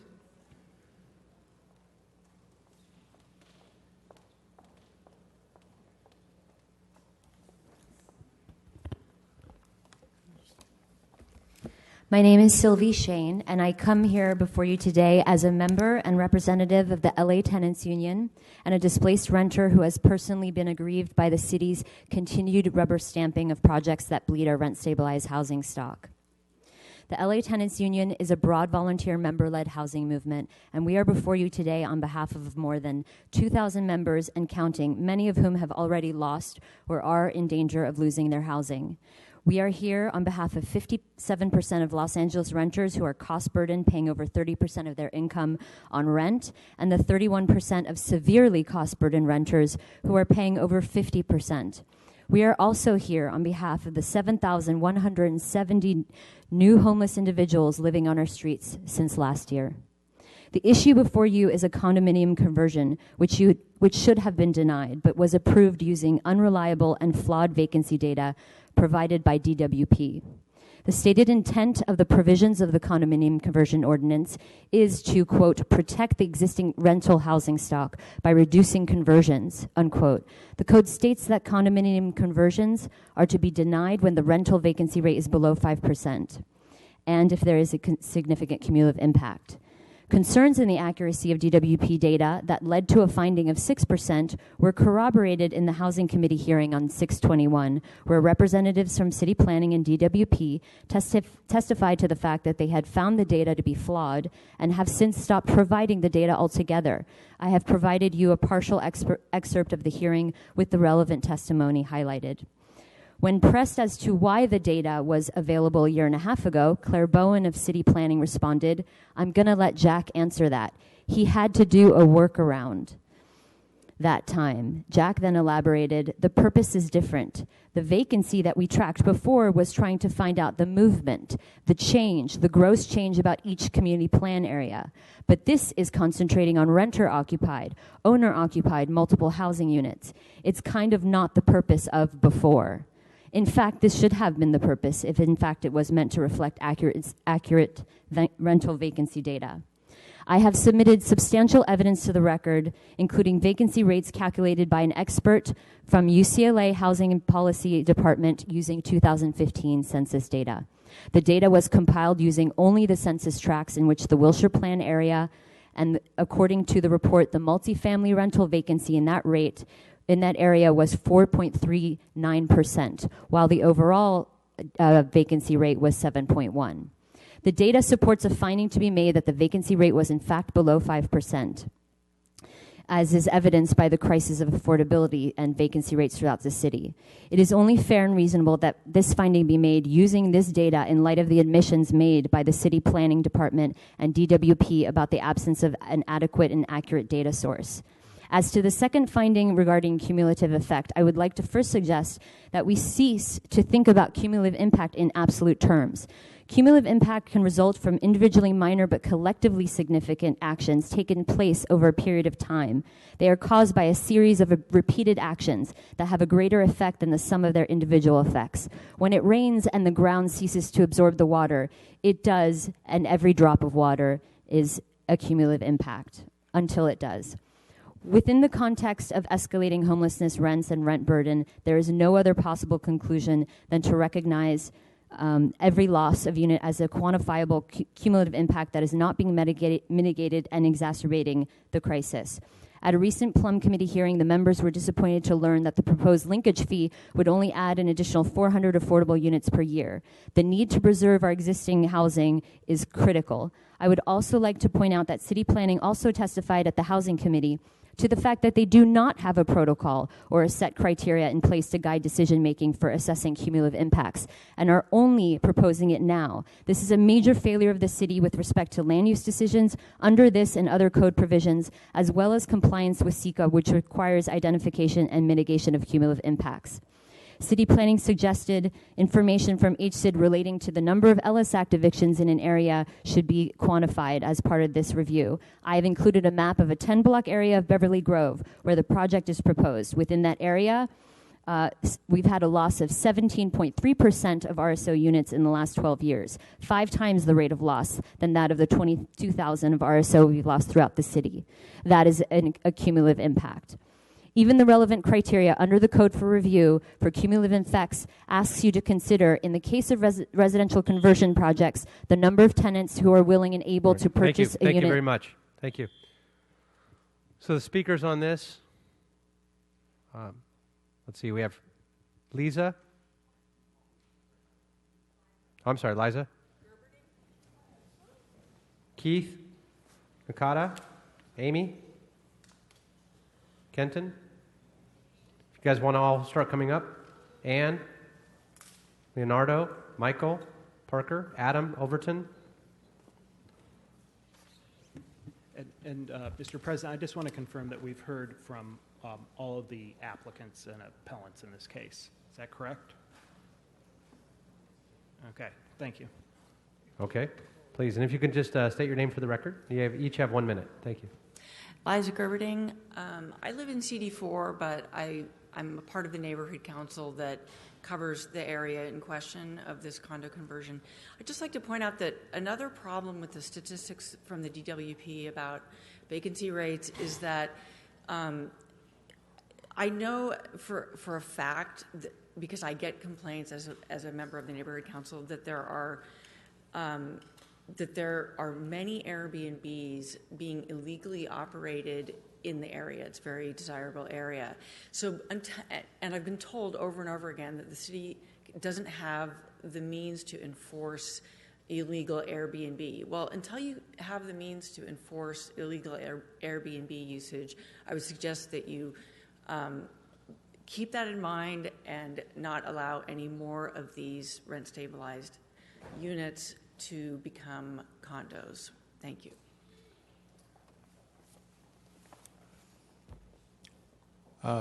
My name is Keith Nakata. I'm actually going to be speaking in the rebuttal section as a representative for an appellant that cannot be here today. My name's Kenton Card. I'm a PhD student at UCLA in urban planning. I just wanted to point out, and I'm also a member of the LA Tenants Union, I support the appeal, and the data that Sylvie is highlighting was calculated from the American Community Survey, below the vacancy rate below 5% in that neighborhood by the Center for Neighborhood Knowledge, run by economist Paul Ong and director Sylvia Gonzalez. It's essential to protect as many of our rent-stabilized units, and I just wanted to secondly point out another piece of data from the State of the Nation's Housing, which is in your packet, that the Harvard Joint Center for Housing Studies put out, talking about in the last 10 years the massive the surplus that we have in high-cost units and the deficit that we continue to see in low-cost units. So thank you for your time. Sir, your name, sir, again? Kenton Card. My name is Amy Galladay. I belong to 4 homeowner associations and the LA Conservancy. I'm also a landlord, and I'm also very opposed to the massacre of rent control apartments to be replaced with unaffordable luxury apartments and condos, and using the Fraud Ellis Act as a venue. You are destroying the balance of a city by only catering to rich people. You're driving away the middle class, and you're destroying the architecture. Everything is out of sync. And as an artist also, I'm very offended by the type of buildings that are being put up. You're ignoring the needs of the powerless over the powerful, and you're changing the ecosystem of the city. Thank you for listening. My name is Leonardo. I live in 5202 Fountain Avenue.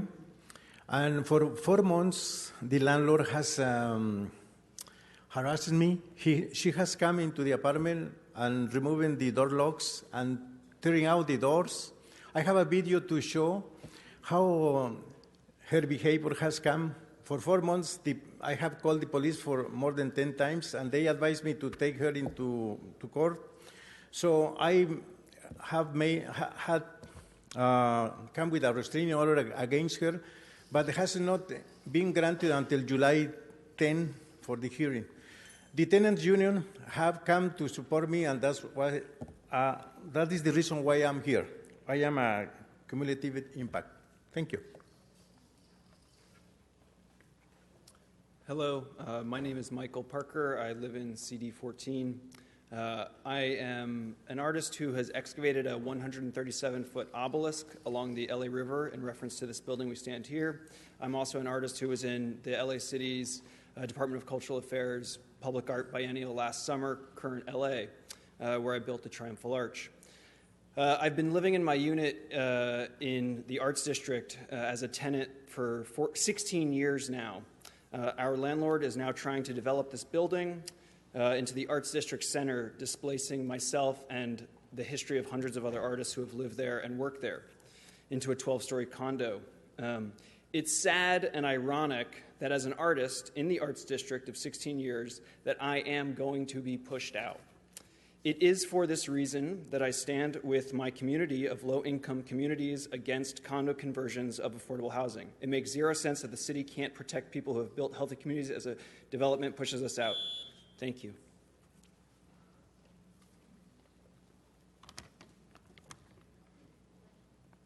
Hi, my name's Adam Overton. Good morning or good afternoon. As I said, my name's Adam. I'm a resident and renter in District 1 up in Lincoln Heights. I'm here in support of the appeal on behalf of the LA Tenants Union, which I'm also a member. I'm also currently a summer fellow at Clergy and Lady United for Economic Justice. We are facing an onslaught of condoization of affordable housing in our community. We have a vacancy drought of epic proportions. We need to do everything in our power to make sure that we retain rent-stabilized housing, or else risk even more families being displaced from their homes and communities. I ask that the council please stand with us against unaffordable housing in Los Angeles and against the condo conversions of our dwindling affordable housing. Thank you so much. Thank you. Hi, I'm Walt Centerfit from the Los Angeles Tenants Union. I wanted to finish reading the statement that Ms. Shane was starting. Even the relevant criteria under the Code for Review of the Cumulative Effects when considering condo conversion have language aimed at identifying whether the project will reduce or increase the supply of available housing and or increase or reduce demand by turning tenants into owners. In the case of residential conversion projects only, the number of tenants who are willing and able to purchase a unit in the building, the number of units in the existing residential building prior to conversion. In this case, no units are being offered despite the former tenant's existing right of return under the LS Act, and 1 unit of affordable available housing is being removed.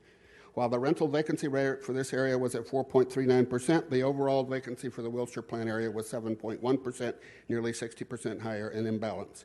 In the absence of a set criteria from city planning, the council has discretion over the definition of cumulative impact.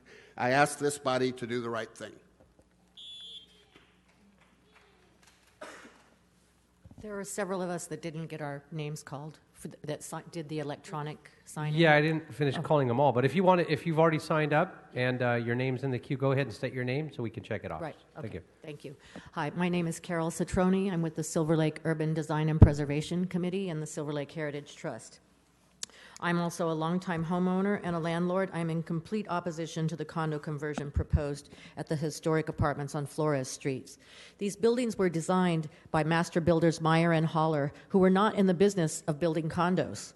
At that time, during the recovery from the Great Depression, they saw the importance of providing a quality, home-like environment for those who could not afford to buy their own home, and this was an important aspect of the historic designation as well.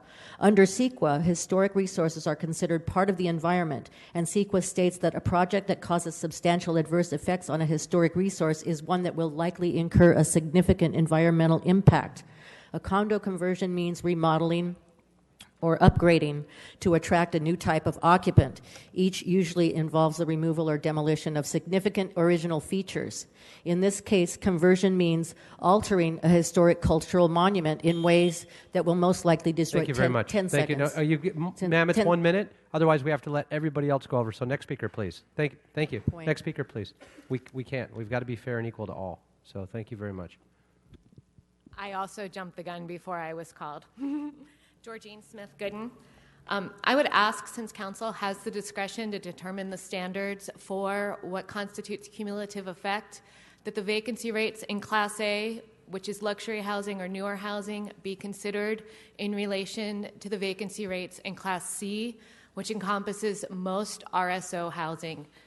Milbank and Milchamp is a research firm for the real estate industry. They routinely cite the rise in vacancy in LA is in Class A housing, and Class C housing is, quote, virtually full. This is a huge cumulative impact, 8 units in a virtually full market. I'd also like to point out that another research firm, Red Capital Group, divides the city into submarkets. The only submarket they recognize as being over 5% is downtown LA. The rest of the city they have at below. Thank you. Hi, my name is Steve Ducey. I stand in solidarity with the LA Tenants Union, and thank you, council members, for hearing this appeal. I urge you to support the appeal and an ongoing amendment to the condo conversion ordinance to reduce such conversions in our current affordability crisis.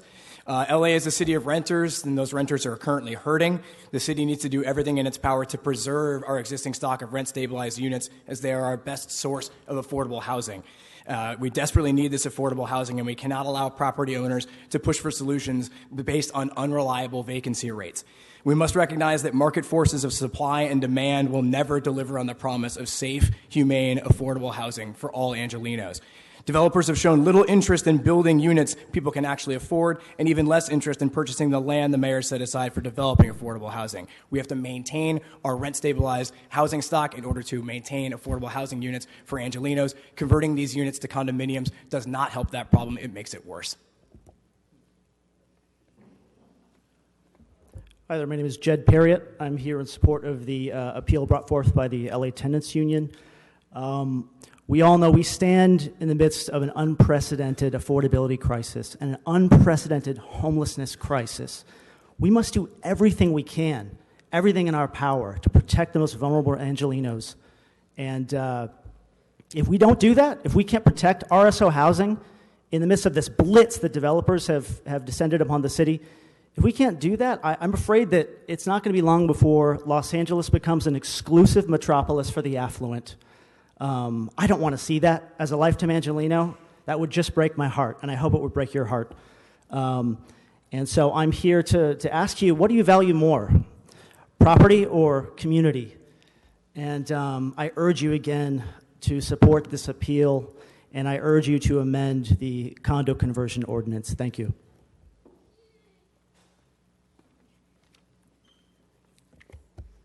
My name is Max Blond. I was a tenant at an RSO building at 1850 North Cherokee, which about 5 years ago I was forced out by the Ellis Act. That building today stands empty as a sterling example of the usefulness and loopholes in the Ellis Act. I would just like to say that I am in cumulative impact. I have not found housing that is adequate compared to the housing that I had before. I now live in a studio that is more expensive than the 2-bedroom that I had before. It has caused me to move farther away from work. I can no longer live easily. It's harder for me to commute to work using public transportation because of the distance I've had to move from where I work. And that's all I have to say. Thank you very much. And I stand with the Los Angeles Tenants Union.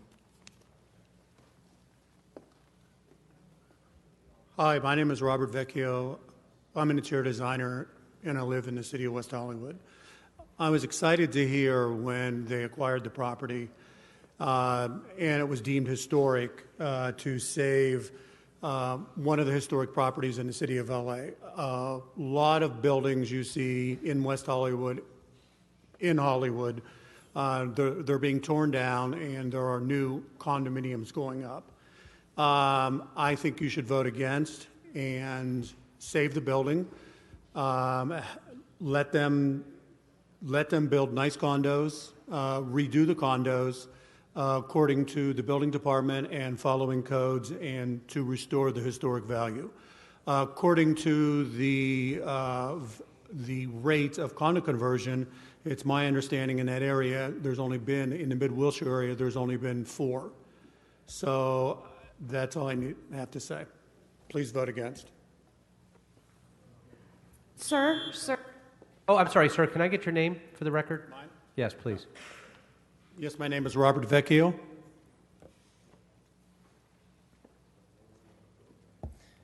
Hello, my name is Clay Bush. I'm a Los Angelino by birth.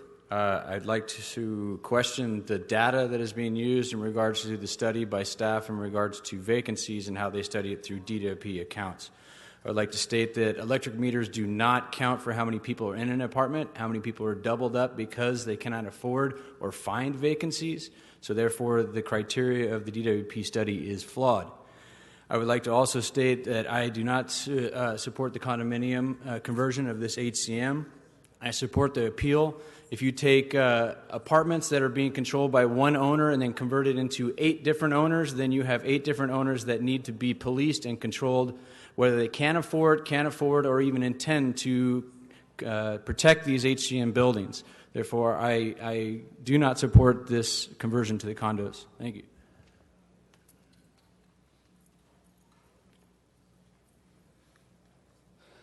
Hello, my name is John Erdkees. I'm a community organizer in the Northeast Los Angeles area. I work with recycled resources for the homeless as well. I represent displaced tenants and homeless neighbors of the Northeast affected by land use and planning decisions and inadequate housing laws. Both of these, coupled with discrimination and other injustice, are intersectional battles in the city of Los Angeles. The outrageous housing costs and rentals and sales are creating a forced migration that we've never seen before. The cumulative impact extends well beyond the property and are illustrated in a study of Highland Park that revealed in a 10-block area, 23% of the families were displaced. That's 200 families in a 10-block area. Multiply that by the thousands, across the Northeast Los Angeles area, and you have a veritable storm. When you remove stabilized units with luxury and replace them with luxury housing, you begin the displacement process across the city. It starts in the west side. It's going to move to the east side. It's already in the east side. In a letter dated November 17th, 2015, the mayor and the city council... Thank you very much. Wayne, sit down. Your time is already up. You already spoke on multi... And you too, Eric Previn, please sit down. You're disrupting this meeting. Okay, sergeants, please show them out. You already spoke on every item. You already had your time's expired long ago. So now you're disrupting the meeting, Wayne. I've already told you. Mr. Previn as well. You guys know the rules, guys. You know better. You know better. You're disrupting this meeting. Sergeants, please show them out. Mr. Previn, unless you're going to stand in the back or sit down, please follow the rules, guys. And just for the record, it was quite clear that when they were called up before they were invited to speak on this item. So if they chose not to do so. No. Thank you very much. Ma'am? Hi, my name is Ann Hars. I'm a landlord. I also created the Up House project. I put balloons on rent-stabilized homes slated for demolition as developers profiteer from the homelessness crisis. We desperately need affordable rent-stabilized housing, so stop knocking it down and stop converting it to overpriced condos. This council has watched the number of the city's citizens become homeless and not just done nothing, but aided and abetted this crisis by siding with developers and allowing CEQA exemptions. This will be the city council's legacy. You need to start to change that. Let CEQA do its job to protect our citizens. Do not allow categorical exemption for this property. Stop listening to the city attorneys who represent the DCP. Stop caving to pressures from developers, or this council will be known for helping to create the housing crisis. Thank you.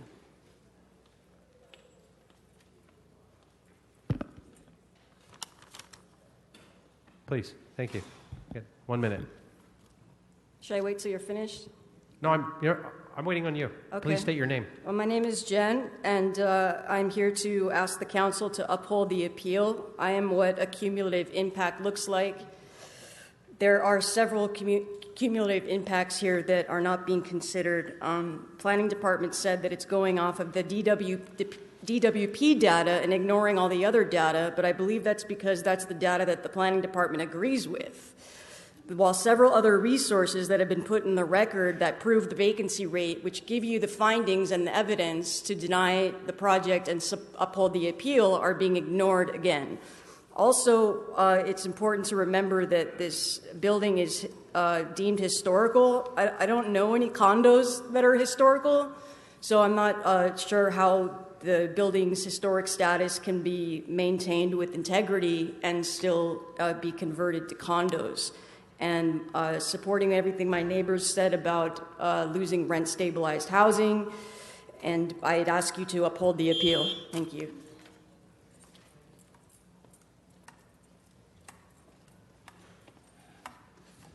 Buenas tardes, mi nombre es Alejandra Santiago, vivo en el 326 y medio North New Hampshire Avenue en Los Ángeles.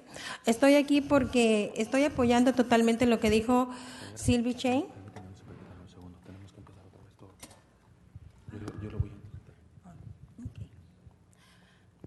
Ok, buenas tardes, mi nombre es Alejandra Santiago. Good afternoon, my name is Alejandra Santiago. Vengo del 326 y medio North New Hampshire Avenue en Los Ángeles. I come from 326 and a half North New Hampshire. North New Hampshire. Los Ángeles. In Los Angeles. Ajá. Estoy aquí porque estoy apoyando lo que dijo Sylvie Chain. I am here because I am supporting what Sylvie Chain said. Estoy viviendo en este momento el problema de ser desalojada. At this time, I'm living the problem of being evicted. Pero también estoy aquí para hablar por miles de personas de Los Ángeles que les está ocurriendo lo mismo. But I am also here to talk about thousands of people that they're going through the same thing. Tengo 13 años viviendo donde vivo y pago $1,172 por un apartamento de una recámara. I have 13 years living in the same place and I'm paying ¿cuánto está pagando? $1,172. $100,072. And I live in an apartment of 13 años. For 13 years. Bueno, estoy siendo desalojada porque estos apartamentos van a ser convertidos en apartamentos de lujo. I have been evicted because these apartments are going to be converted in luxury apartments. Aire acondicionado, calefacción. With air conditioner and heating. Cosa que no tengo yo. Something that I don't have at this point. Okay. Me uní al sindicato de inquilinos de Los Ángeles. I joined the union of tenants for Los Angeles. Correcto. Porque cuando empecé con mi problema hace un año, 4 meses, acudí a Housing Department. Because when I started with my problem 4 months ago, I went to Housing Department. Me dijeron, no se puede hacer nada. They told me that they couldn't do anything. Si ellos ofrecen dinero por llaves, si usted lo quiere aceptar, lo acepta. Si no, no, pero no podemos hacer nada. If they offer you money, if you can accept it, but we cannot do anything. Okay. Acudí a la oficina de mi concejal, el señor O'Farrell. I went to the Councilman O'Farrell office. Me dijeron lo mismo, no se puede hacer nada. They told me the same thing, they couldn't do anything. Las leyes vienen de California. The laws come from California. Y no se puede hacer nada. And we cannot do anything. Okay. También sé que aquí hay algunos concejales que piensan que por el progreso. Ya se le acabó su tiempo. Lo lamento mucho. Gracias por su tiempo. I'm sorry. Thank you for your time. Thank you very much. Next speaker, please. And if there's any other speakers that we haven't called, is there anybody else here that we hadn't called that actually signed up and we've got? Can you, Mr. Previn, sit down, please. You're disrupting this meeting by standing in the aisle. You've already filled out cards on the multiple speaker items, and this was it, and this was your option, and you came and spoke. And every time you do this, you disrupt this meeting, and if you do it again, we're going to ask you to leave. You know the rules. You know better. Is there any others here that wish to speak on this item? Then this will be our final speaker. Thank you very much. Hi, everyone. Excuse me. My name is Louis Saldivar. I am a member of the Hollywood United Neighborhood Council. And I am here to say that there is a very good likelihood that my family and I are going to be displaced by the end of this year, in parts to Governor Brown for signing a bill giving certain developments that are over $100 million expedited CEQA process, but mainly due to a proposed development on Yucca and Argyle by Robert Champion, or Bob Champion from Champion Real Estate Company. In the near future, it looks like my building will be just another statistic. The cumulative impact of removing 43 RSO units is preposterous, especially when there is a newly built 17-story tower hotel and a 17-story tower adjacent to it, which are condominiums. It also in a time when we are in a rent control housing crisis. And furthermore, when new findings by the UCLA... Thank you very much. That was your one. Thank you very much. Thank you. So we're done with... I'm sorry, sir. It's 1 minute per... Do you have a community impact statement on file with us? Okay, then it's 1 minute. Thank you very much. Thank you very much. All right, that concludes the public comment, general public comment, the applicant as well as the appellants, and we'll go ahead and we have one speaker on the queue, Councilmember Cedillo.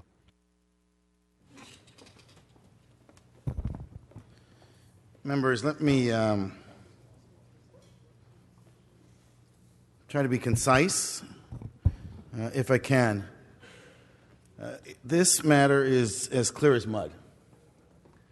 We don't know, with respect to the criteria that serves as the basis for this appeal to be denied, that it has been met. There is no doubt that there is dispute over what the vacancy rate is in this city. We hear from academics, and we hear from departments, we hear from DWP, and it is not clear whether or not we are above or below 5%, and that's the criteria. There is a dispute in that area, and I believe that the burden is for us to make that clear. So that is what's evident. What's also evident, and I think to us abundantly as a group, is this.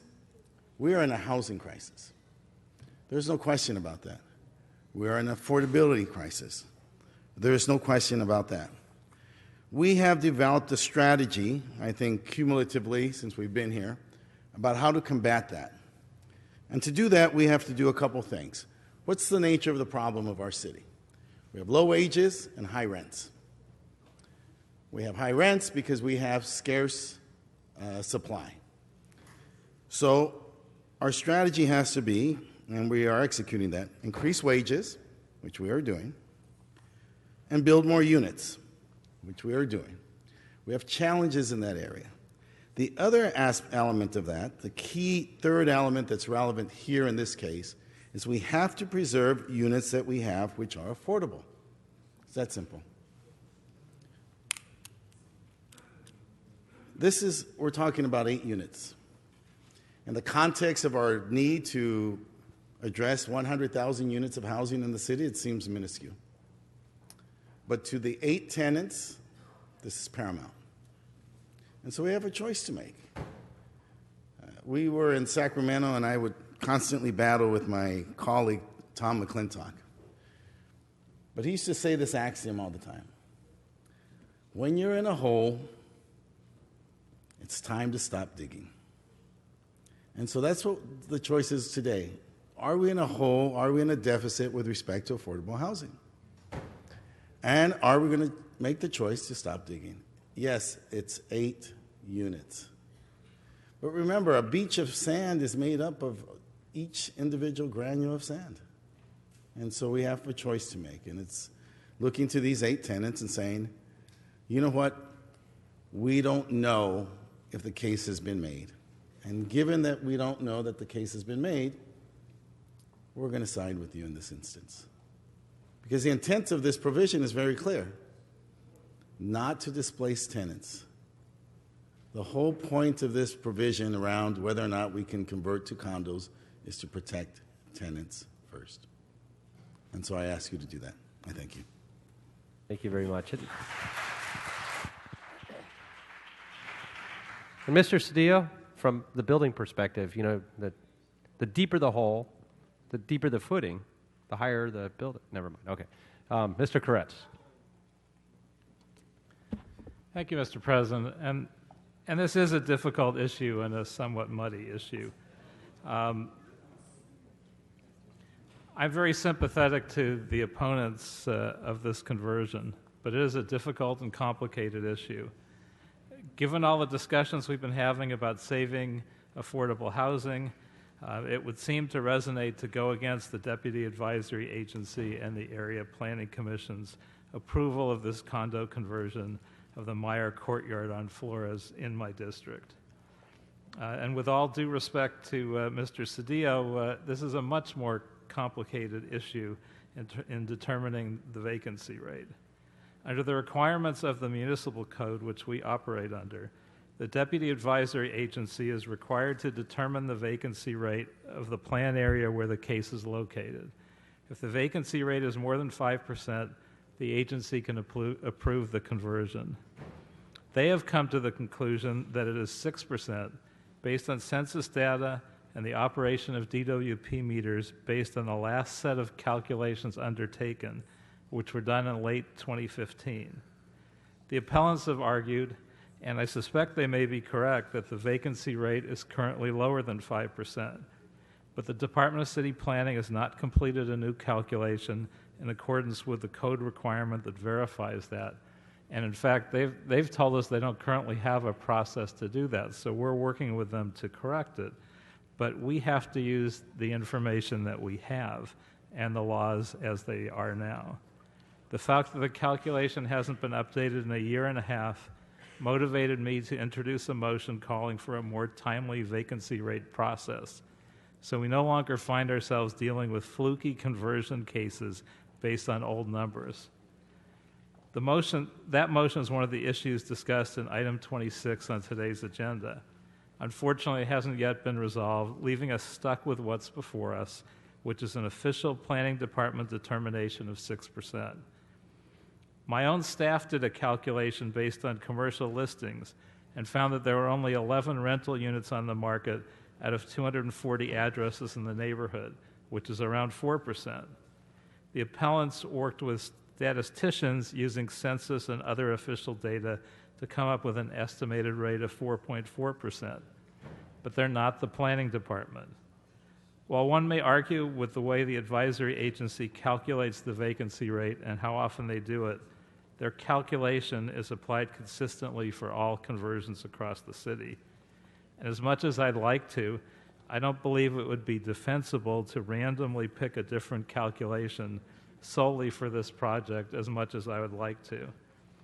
We should move forward, however, with improving the data and methodology used in vacancy rate calculation, as well as what we consider at the other code requirement requiring cumulative impact, which is also addressed in item 26.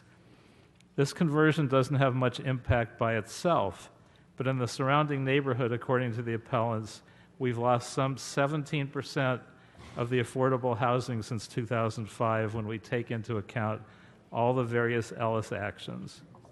Unfortunately, I've been advised that the code doesn't allow us to look at it that way at this time. The code is written as it is written. The council and the mayor approved it when it was written, and that's the current law, whether we like it or not. That section has to be changed because cumulative impact doesn't take place in a silo, whereas only condo conversions count. But that's not the law right now. Because this project is a designated historic monument, the planning department has prepared an amending motion to strengthen the preservation process and guide the necessary restoration of the Meyer courtyard. I believe this motion reflects the concern of the appellants that those requirements be spelled out with more clarity, and I ask you to adopt it as part of today's action. This outcome is not one that I find satisfying, and it's certainly not because I'm a big fan of the developer, which I'm sure he knows. This developer has taken 2 historic properties in my district, bought them to flip them and demolish them. We successfully preserved this one historically, so at least that positive will happen. But I'm of a belief that if we're going to move city policy towards preserving affordable housing, and we must, we're not going to accomplish it on a case-by-case basis, where we're dealing with awkward and not very defensible facts Just and be law. mindful of your time, please. We need to make sure that we have more accurate facts in the future. We need to make sure preserving affordable housing is a major priority, both as a matter of policy and law. So I reluctantly, very reluctantly, recommend adoption of the amending motion and then the item as amended. Shh. All right. We're going to go ahead and now open the roll on this item, close the roll, and tabulate the vote. 11 ayes, 2 noes. Okay. And okay, so we are, I believe that concludes, that should clear the desk. We have, Mr. President, there are motions for posting and referral, we'll sir. go ahead and post and refer those. Now the desk is clear. Thank you very much. Colleagues, do we have any announcements? Mr. Price. Yes, Councilman Marquise Harrison Dawson and I would like to invite all neighbors and friends to come out to an extraordinary 4th of July holiday celebration at Expo Park on Tuesday the 4th. There's going to be music, there are games, there's going to be food, lots of fun, and at dusk, a world-class, world-famous fireworks show that will be free to the public, and everyone is invited. Hope you can join us. Thank you.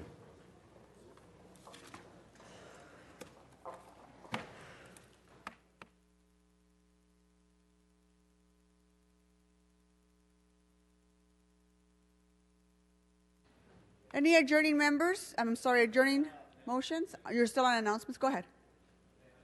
To add announcements, you reminded me, Mr. Price, we have the Blumenfield Fireworks Extravaganza happening at the Warner Center Park. 60,000 people go to this event every year. It is the biggest thing that we do. We have a concert going on all day. All are welcome to come. There are new security protocols if anybody's listening, so get there a little early. The perimeter will be fenced this year, and rules about glass bottles and knives and all of that will be enforced. So it's going to be a great family fun event. Give yourself a little extra time, enjoy the concert and the fireworks. Thank you. Thank you, Mr. Blumenfield. Any other announcements, Mr. Bonin? Just two quick ones, Madam President. 2 4th of July parades in the 11th District. In Westchester, the 4th of July parade will kick off at 11 a.m. From Loyola Boulevard, from Westchester Park to LMU. And the Pacific Palisades 4th of July parade starts at 2 p.m. And goes throughout most of downtown Palisades. Any other announcements, Mr. Koretz? Yes, thank you. Because of 4th of July and all the celebration and fireworks, a lot of dogs and cats escape from their homes. So the LA Department of Animal Services is being very proactive this year, and we are asking to recruit foster volunteers for animals that are found in the days following July 4th. So we're looking for people that are willing to foster for 3, 4, 5 days following July 4th. And if so, please contact the Department of Animal Services. Mr. Krikorian.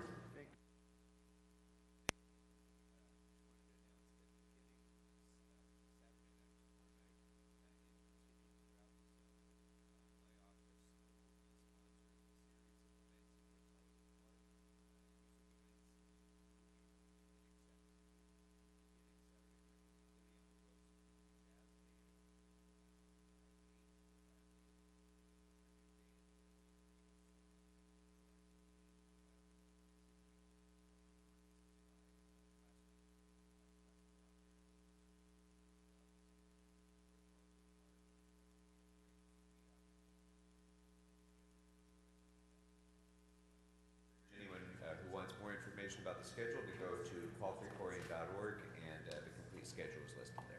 Thank you, Mr. Krikorian. Members, any other announcements? Seeing other announcements, can I please ask the members of the public to stand up for adjourning motions? We're going to go, Mr. Rue. Go ahead. Thank you, Madam President and colleagues. I am very saddened today to adjourn our council meeting in the memory of Sharon Yarbrough, who passed away peacefully yesterday morning after several months of fighting brain cancer. Sharon was always a joyful spirit, even in the most difficult circumstances. Her kindness and gentle soul will be missed deeply by all who had the chance to know and love her. I like to quote the words of her dear friend Jonathan Sanger, who shared, "Some people live lives of quiet desperation and leave hardly a ripple when they pass from our world to the next, except in the memories of those few people who knew them." Sharon was not one of these people. She was a vital woman who lived every moment of her life to the fullest, and who leaves behind legions of friends, relatives, fellow churchgoers, countless children, and others who were moved by her wonderful spirit and helped by her example. For the last 20 years, Sharon served our city's most vulnerable children at LA's Best, one of the nation's most innovative after-school education and enrichment programs. As Senior Vice President of LA's Best, Sharon served as second in command and chief liaison between that organization and City Hall.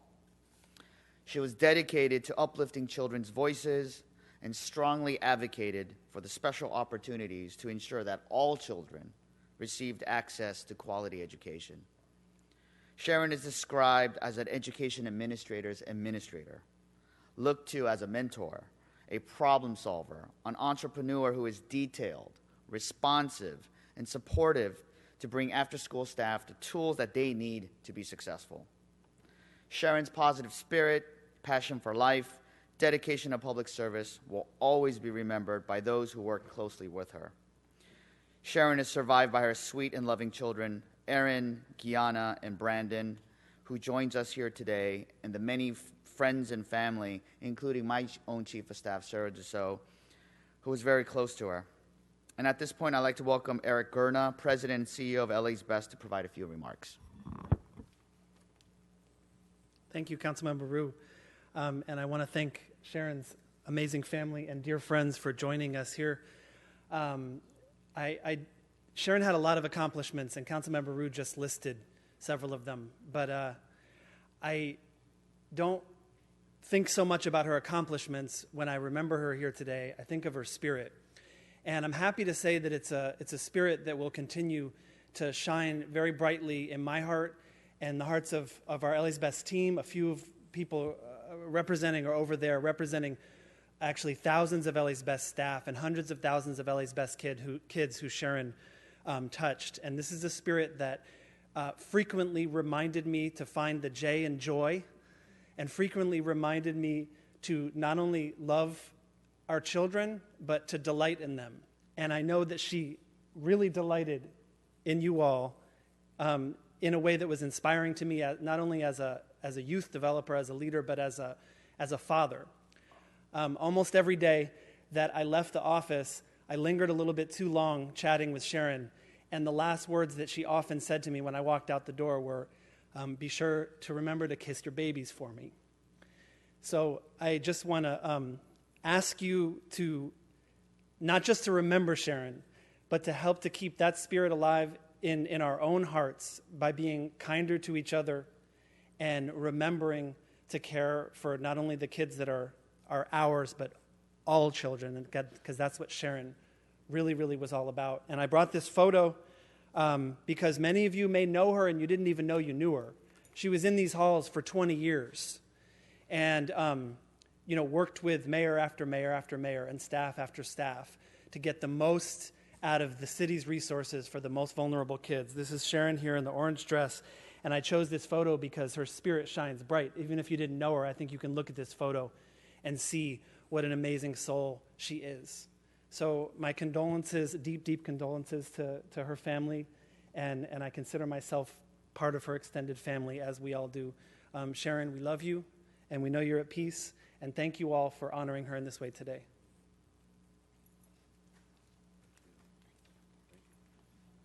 Thank you, Mr. Wu. Our condolences to the family. Any other adjourning motions?